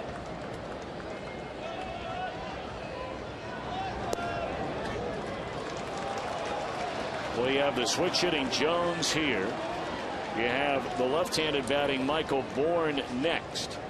Well, you know, you see hitters with those little braces on their legs protecting their shin and their ankle area. Always, or almost always, you see it's on the front foot. Here, Chipper Jones injured that left one, so left-handed, it doesn't matter. He's going to protect that baby anyway. And he draws a walk.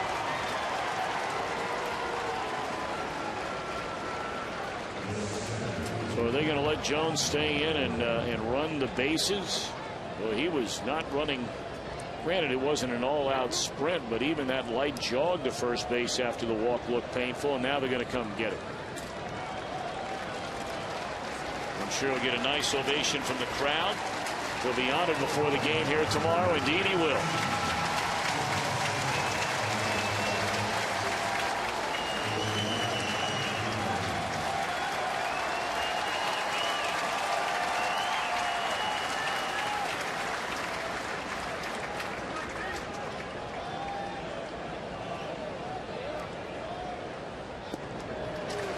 So Tim Hudson, of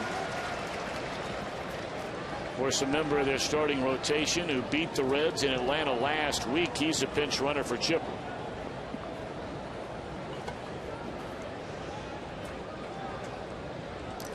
Oh, and 1 to Michael Bourne in this 1-1 game, and there's strike 2 call to Splitter on the outside corner, and Bourne didn't like it.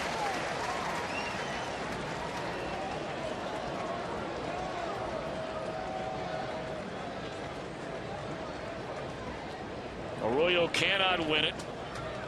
At best, he doesn't figure in the decision at all. 0-2. Fouled away by Bourne.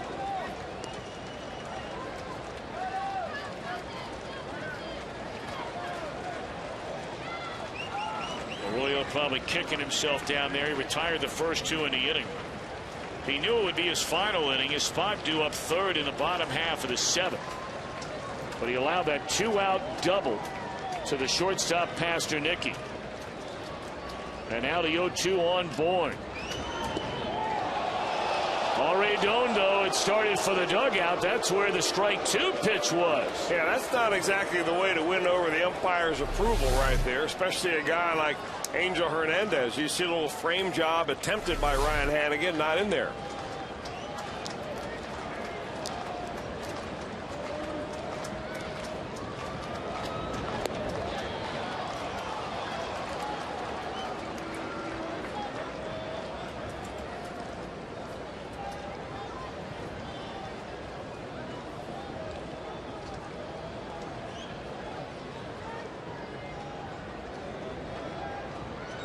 Two and 2 to Michael Bourne. Go ahead, run at second. Phillips knocks it down and gets it in time to Cozart. Oh my goodness, what a play!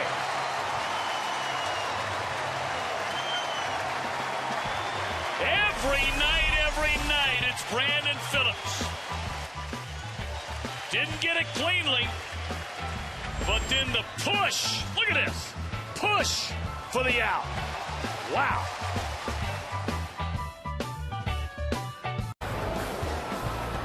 You know, you can coach certain things, but you can't coach desire like Brandon Phillips has. I mean, he makes something out of nothing right here.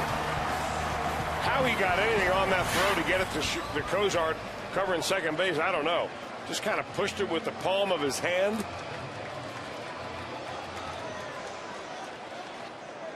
Play of the game. Obviously.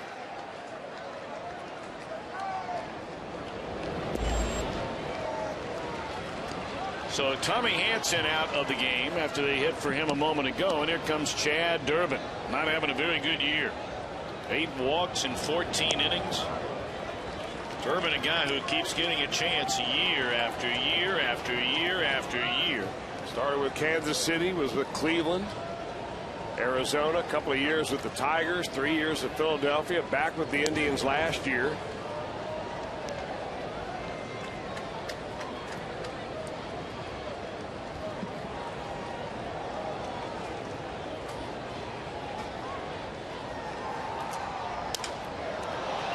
Off the end of the bat, fly ball to center field. Frazier and out, 0 for 3.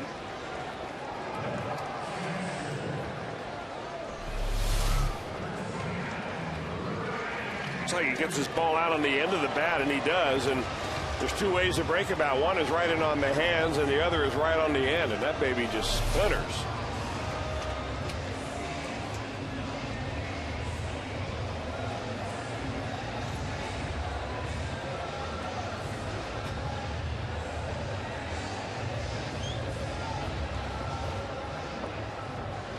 Entered in a win a Cincinnati USA getaway package, including attraction tickets, hotel accommodations. Visit CincinnatiUSA.com/fun. Fox Sports. Here's Ryan Hannigan. Drew Stubbs came on as part of that double switch when Arredondo entered the game. So Stubbs due up third here in the inning. He's on deck.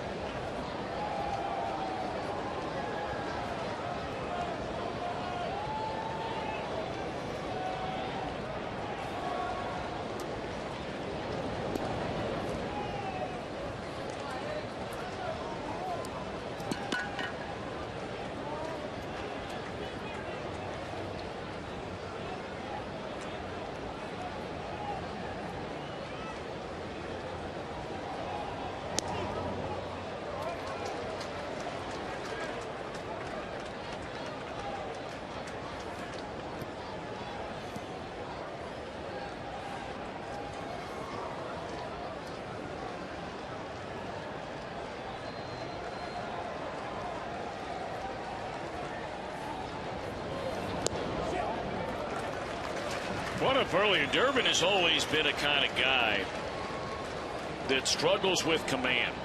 He'll get strikeouts. A lot of pitchers get strikeouts when guys chase pitches out of the zone.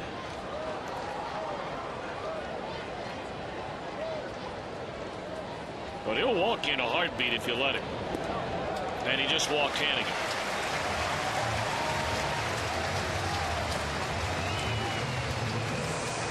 Well, the problem with a guy that struggles with command outside the strike zone is that he probably struggles with command inside the strike zone too. In 14 innings this year, he not only has walked 9 now, but he's given up 5 home runs. That's not a good ratio. And this is a ballpark that can give them up.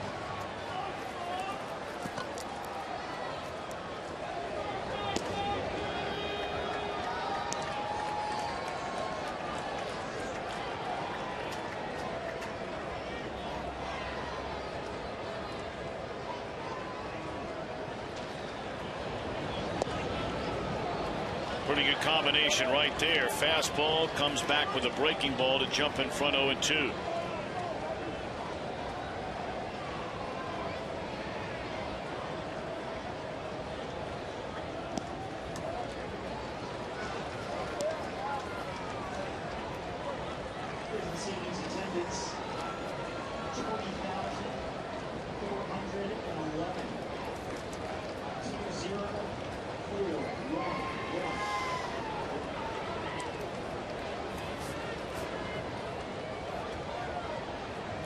One game. We're in the last of the 7th inning. The go-ahead run is aboard at first base. Ryan Hannigan after a 1-out walk. And Drew Stubbs, who bats for the first time since coming on defensively in the top of the inning, behind an account at 1-2. Cozart waits.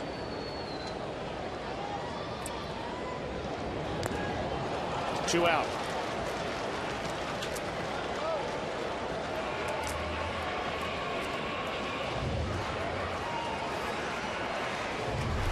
After seeing a couple of slow sliders here, he just kind of zips that fastball by him. Maybe that was a cutter. I guess it was a cutter that he fooled Stubbs on the outer part of the plate.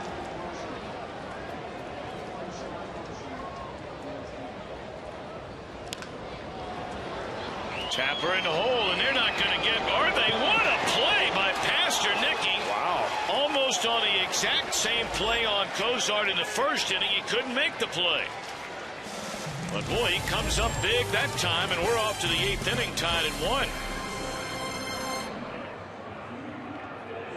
1. To celebrate history, it'll be Sunday, June the 24th, for the Reds Hall of Fame induction gala presented by CincyFavorites.com.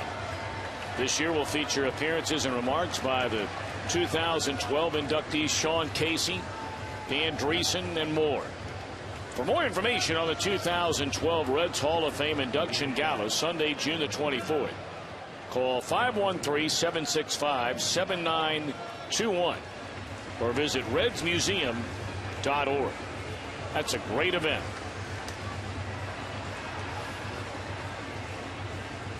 Arredondo still towing the rubber. And we're set for the 8th inning. 2, 3, and 4 in the batting order. Prado, Freeman, then Dan Ugglen, a 1-1 game.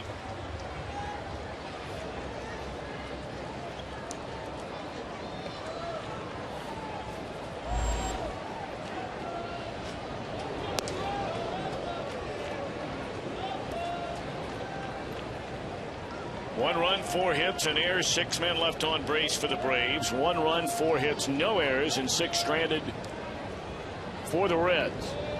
Both starters dynamite tonight.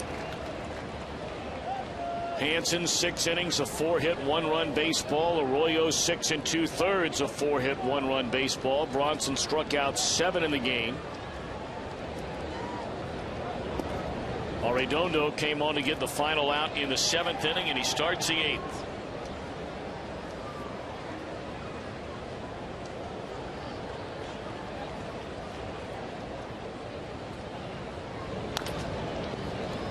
Phillips for out number 1. Reds will have 2, 3, and 4 in their batting order as well when we arrive in the bottom of the inning. Heisey, Votto, and Brandon due up.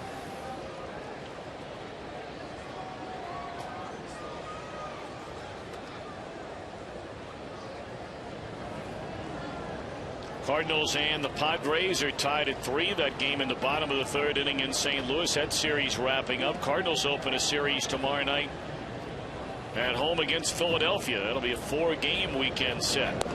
Strike 1 to Freeman.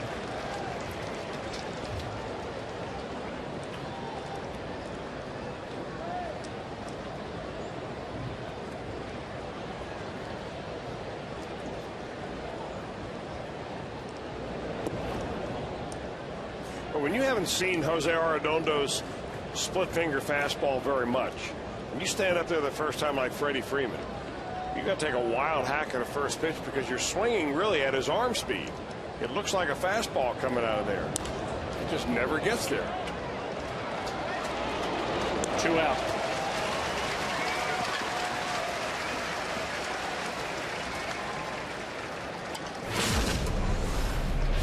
Mason drive of the game, and Dan Uggla drove it a long way in the 4th, accounting for the lone Atlanta run.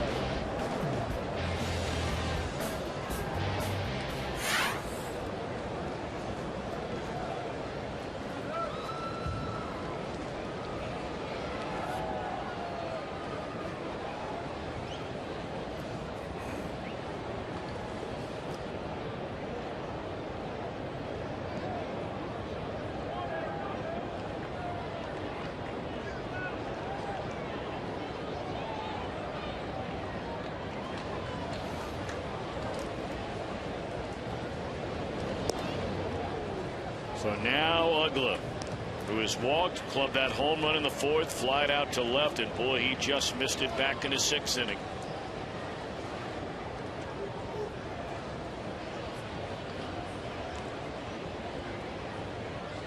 One-0 pitch. He is under the knees. I believe he hit a 2-0 pitch for a home run, didn't he? Yeah, it was a fastball, I think, that Bronson Arroyo tried to sneak by him. Just get a little sinker in on the hands. He didn't get it in there nearly enough.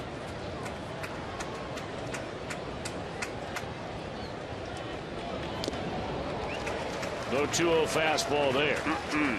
Look at the forearms in this guy. He's got that mean look about him, too, doesn't he? Man, when he grips that bat, and he is gripping that bat now. Kind of gives you a scowl at you. Like Popeye.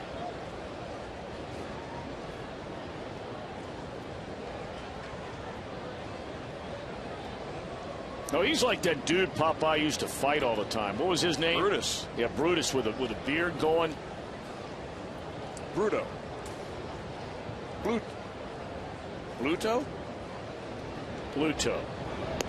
No, not Pluto. No, Bluto. Pluto.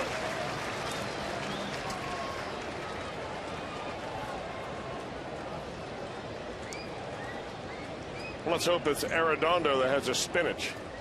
That's exactly right. Right now.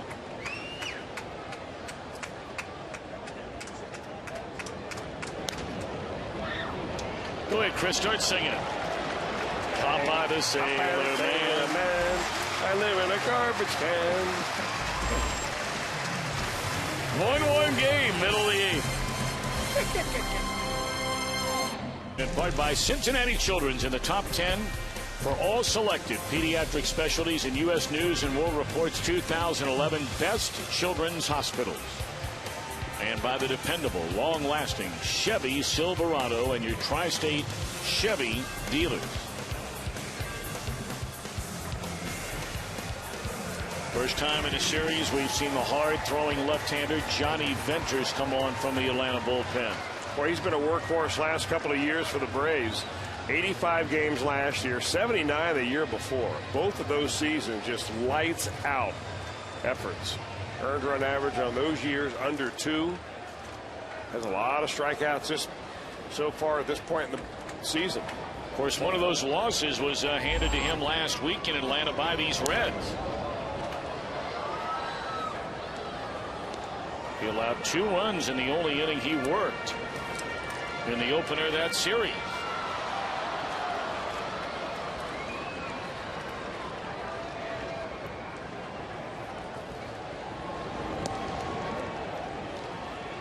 Be interesting to say as this season moves on how Venters and Kimbrel hold up in that Atlanta bullpen. They were the 2 most used pitchers in all of Major League Baseball last year. Venters pitched in a whopping 85 games. Went to the All-Star game last year. Kimbrel, of course, pitched in the 2nd most games, and he was a Rookie of the Year. Through the first 5 months, Venters was unhittable. He allowed 9 runs in his first 70 games. 9 of them in 70 games. He allowed 9 runs in the month of September. And of course, that was during the historic collapse the Braves had. Well, they go 10-20 their last 30 ball games of the season last year. That they did. There's a base hit in the center field by Heisey, and that's a good way to get it started here in the bottom of the 8th inning. Well, what the Reds are going to show is that they're a lot better fastball hitting team than they are a team that has to go up there and hit the soft offerings of a guy flipping curveballs, changeups, and sliders. Especially a guy like Chris Heisey nearly undresses Venters. Wicked time.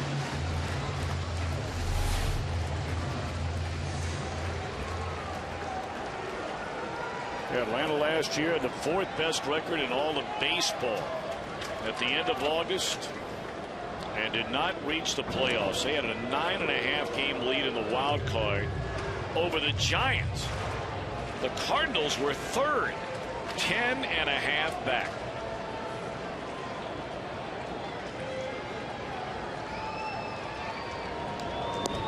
Big swing and a miss by Votto on a 95-mile-per-hour fastball from Venters.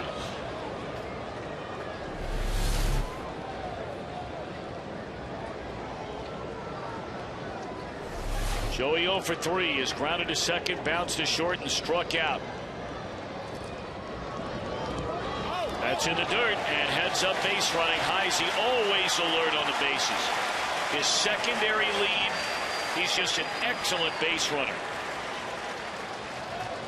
But a key to being an excellent base runner is anticipation. You anticipate the ball getting away from the catcher on every pitch.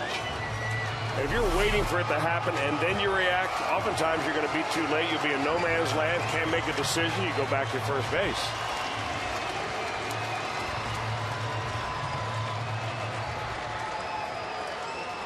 Well, now perhaps with a base hit, the Reds could have their first lead of the night. And look at Votto. He's had a couple of chances tonight with runners in scoring position. We flailed at that one down and away. Man, that is nasty. This is a slider. He's got a lethal combination, does Johnny Venters. A fastball that he throws in the mid to high 90s.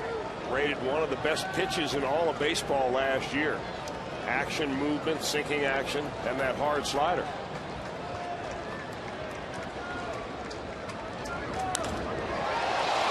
Off his body, finds a handle, and throws in time to get him. What a play by Venters on a rocket, 2nd in a row, right back up the middle. And again, Heisey saw the ball was knocked down and not caught, and advances on to 3rd. That got him on the leg. As it turned out, he's out there smiling, telling everybody that he's A-OK, but that ball was blistered.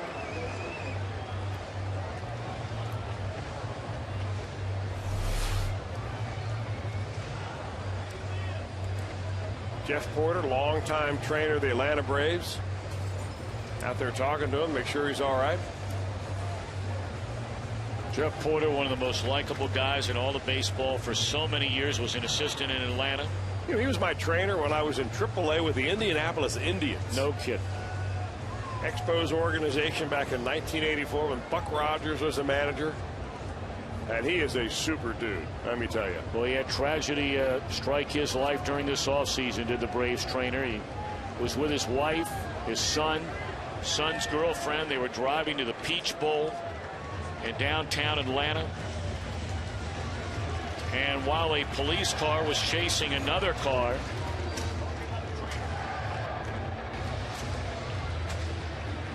the police car apparently had not turned on its siren. It did have a siren spinning on the top, but Jeff was driving the car, went across the intersection on a green light, and a police car came, jackknifed his car. His wife was sitting in the passenger side and was killed on New Year's Eve. Just a horrible, horrible tragedy. No one else in the car was hurt.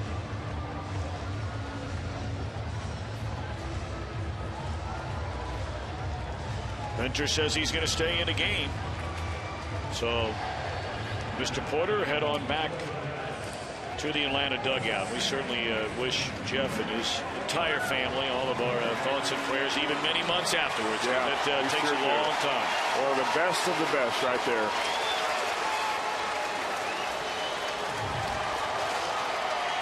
Well, now the infield in. Reds have the go-ahead run at third in the bottom of the 8th inning with 1 out. And Brandon Phillips about it.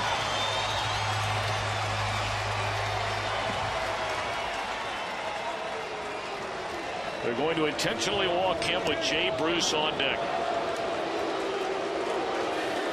Well, you can certainly understand why.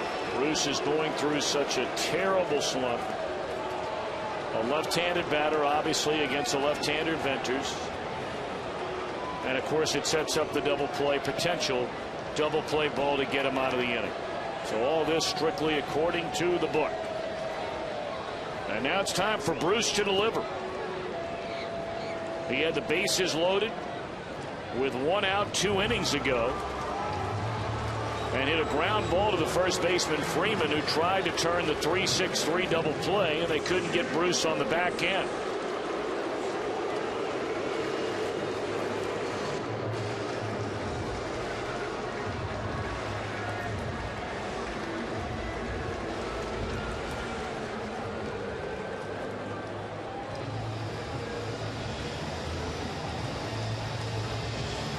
Well, you might be wondering, how has Jay Bruce fared against Mr. Venters in the past? Not well. 3 for 4 as far as punch-outs go. Looking for his first knock against this very tough left-hander. He'll take an 0 for 4 if you could have a comma RBI. Yeah. Now, before when they went to the mound, when Venters was hit with that line drive, that was not an official trip. This is. And he just called for a reliever. I wonder if maybe Venters told him after he got hit with that line drive that he was, that he was hurt, and they just said, "Can you stay in?" to probably intentionally walk the next guy and give us time to get somebody ready. I got to believe O'Flaherty's coming in. Yeah, but if you have an injury, you can bring a new guy in and give him as much time as you want. Of course, he has to warm up on the main mound out here, which is always an uncomfortable thing. But he gets as much time as he wants to get loose. All right, well, here we go. It's going to be O'Flaherty instead of Venters against Jay Bruce. Go ahead, run at third. We're in the 8th inning. Corners, there's 1 out, 1-1 game, and Jay Bruce now, instead of facing Venters, will face Eric O'Flaherty. Unfortunately for Bruce, we showed you against Venters, he was 0 for 4 with 3 strikeouts. He's 0 for 3 with 3 strikeouts against this Atlanta left-hander.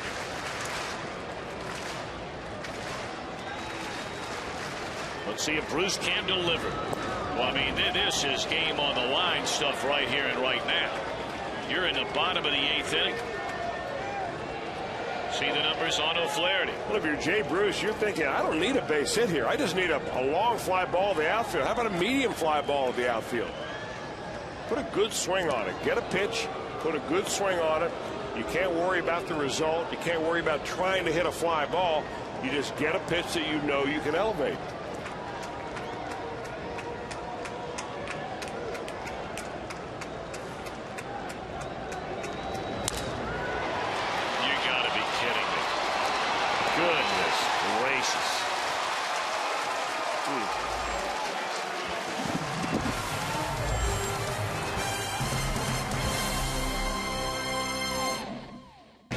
First batter of the game. What a play by Cozart to get Michael Bourne. No telling what could have happened if that inning went on.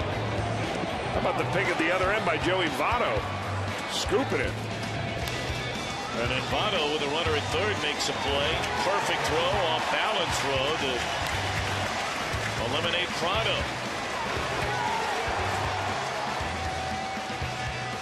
Well, the Reds miss another huge chance. It has just been a team. And granted, you know, you're talking about a team that's won 4 games in a row. They're playing their best baseball of the season. They are tied in this game, 1-1 here tonight. Their success has been tied to pitching all year long. I mean, that's the basic thing. We showed you in the very beginning of the ball game how good the Reds are when they score 4 runs a game. Well, they got 5 hits, 1 run. The Braves only have 4 hits, and they will be facing a guy who is very, very hard to hit right here in Aroldis Chapman. Picked up a save last night. Well, Bruce has come up with the bases loaded and runners on the corners, 1 out each of his last 2 times up, and has made 3 outs on 2 swings.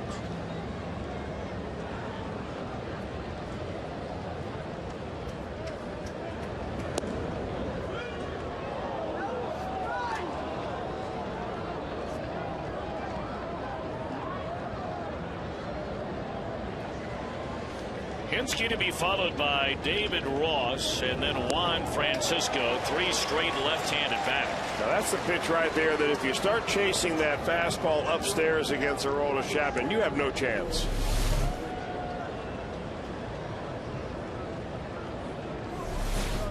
Two-one. Fastball in there, strike at 95. And I beg your pardon, Rossi on deck hitter is a right-handed batter, Francisco a lefty.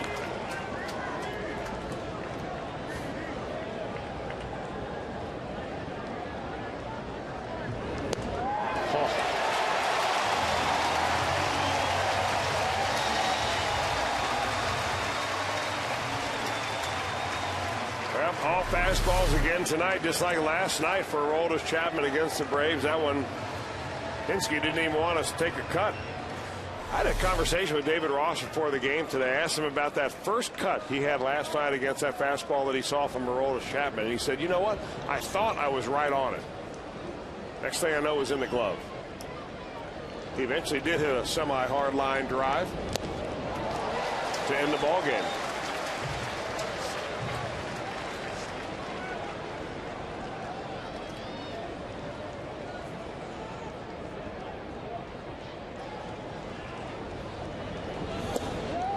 Strike 2. Now, not the same velocity tonight for Chapman, at least here through the first batter and 2 pitches, but throwing strikes. I mean, there were so many times last year where he's throwing 98, 103, and had no idea where it was going. We showed you the numbers before the game tonight. He averaged 7 walks per 9 innings last year. He is averaging 2 walks per 9 innings this year, along with nearly 16 strikeouts per 9 innings this year.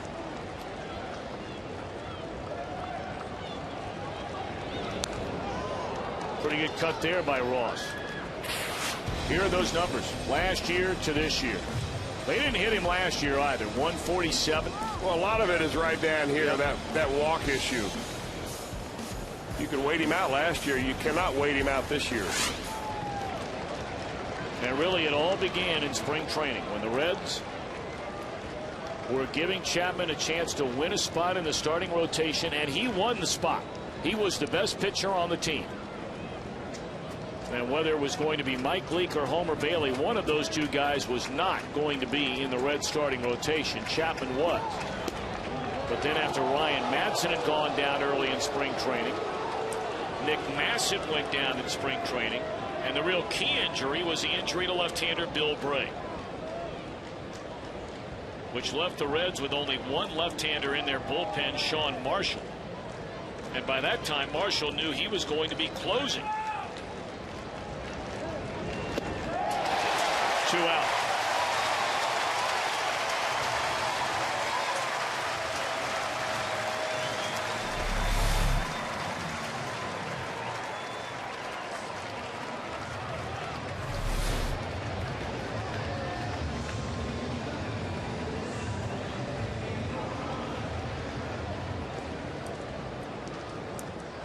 Now the batter Juan Francisco, 0 for 3, has struck out twice and sandwiched in between a roller back to the mound.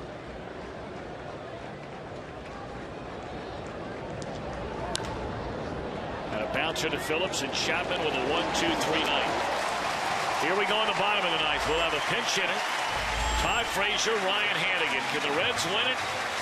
We'll know in a moment. This Sunday at Great American Ballpark, and the entire weekend take advantage of the Reds 4 for 48 ticket deal. 4 view level tickets, 4 Reds hats. And don't forget, Sunday the first 8,000 kids 14 and younger receive kids binoculars presented by Tire Discount. 381 Reds. Visit Reds.com or visit select Kroger locations for tickets over the weekend.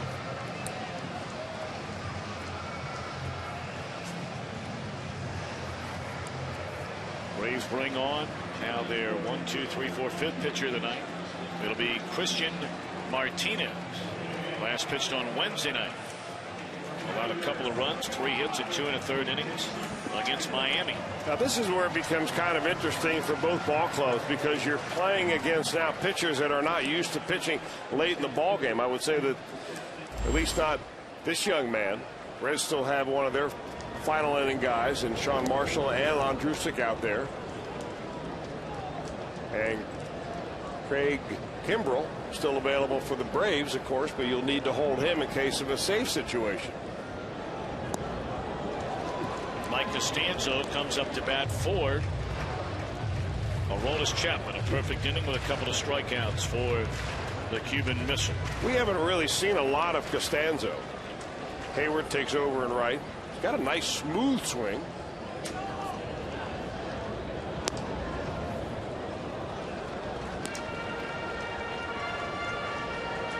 That's a very highly thought of prospect with the Philadelphia Phillies organization. Well, you're not lying. I mean, he had some great years in their minor league system, a 2nd round draft choice. So that tells you what at least that organization thought of him coming out of Coastal Carolina University.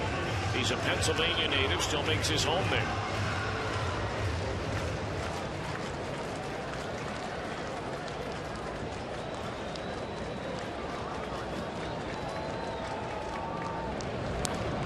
He had a good pitch to hit right there, and kicking himself, fouled it straight back. Costanzo got his first major league hit over the weekend in New York. But nothing sweeter than a walk-off hit. Does he have one of those in him? And Martinez not afraid. He's just throwing fastball after fastball in there.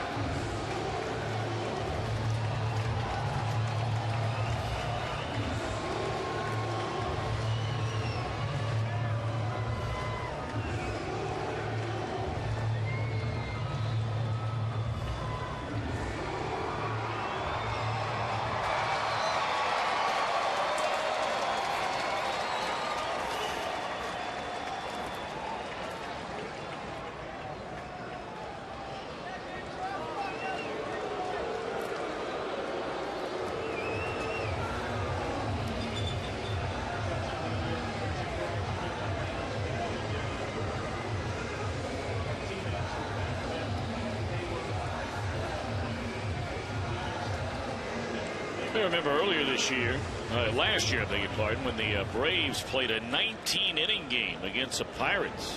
Reds had one of those against Philadelphia. Shun Man pitched 6 innings out of their bullpen. Shut him out. 1 out.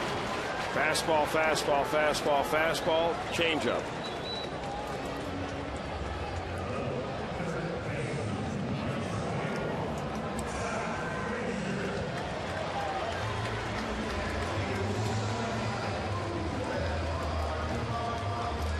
And now Todd Frazier 0 for 3 in a game.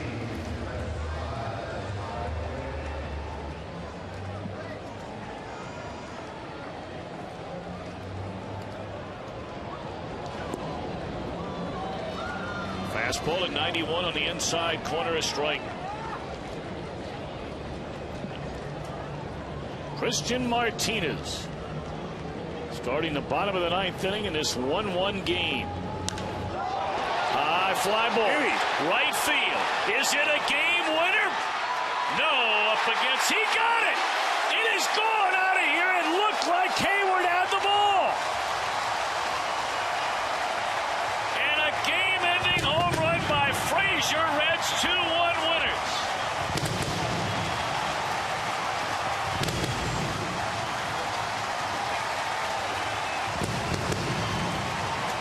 Chris, I don't know about you, but it looked the way Hayward was against that wall, and he can reach up over the wall. I thought he had it. That ball looked like it went right off the top of his glove. I couldn't tell whether he had it or not. I don't think Todd Frazier knew that that ball was out. And it wasn't until Hayward came down, showed his glove empty, and that makes this time Miller time. The other way, it just kept drifting and drifting and drifting. Hayward's so tall, at his back up against the wall. Take a look, see what happened here. Oh no, right into the first row. How about that? 3 in a row over the Atlanta Braves.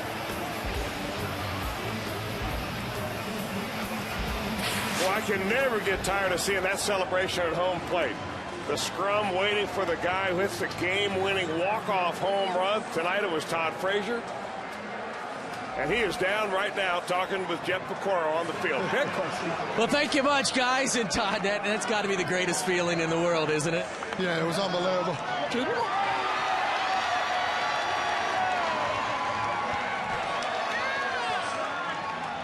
Where'd they find that out there so quick? Unbelievable. They're quick at that, aren't they? Yeah. No, seriously, that has to be just the greatest feeling. And it's been a while, and that's what you said. Thank goodness, right? Yeah, you know, I've been struggling there for a little bit, you know, trying to find my stride, and hopefully this helps me out here in the long run. You've been having some great pitching of late. I mean, the guys have been fantastic.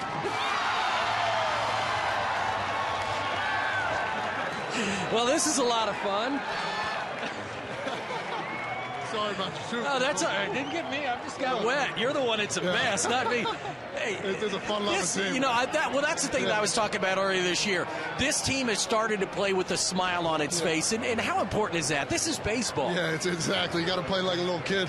So I've been trying to do and trying to get these guys going, dancing before games, and just anything you can to get it going. And you can see what just happened. It's unbelievable. Todd, you guys have been getting some great starting pitching in these last, really the last couple of weeks. And when you guys get pitching like you've been getting, you're going to do it. You're going to do a lot of damage, right? It makes the batters. It makes it easier for us. And you know, you see these guys coming in, and you know, we got this. You know, it's that feeling. You know, that aura you got when somebody comes in the pitch, and they've been doing their job all year. All right, let's go back through that at bat. You just saw him to Costanzo. He goes hard, and then he goes with the changeup.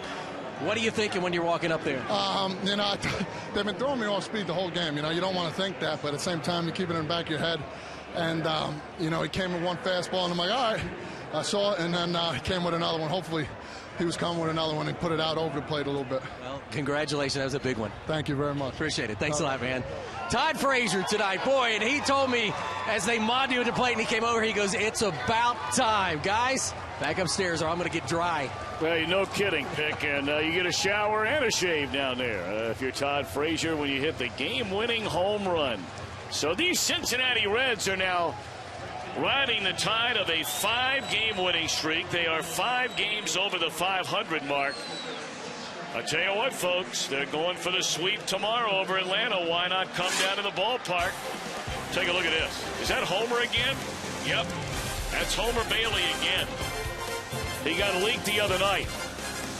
The culprit. Brandon Phillips in charge of the water.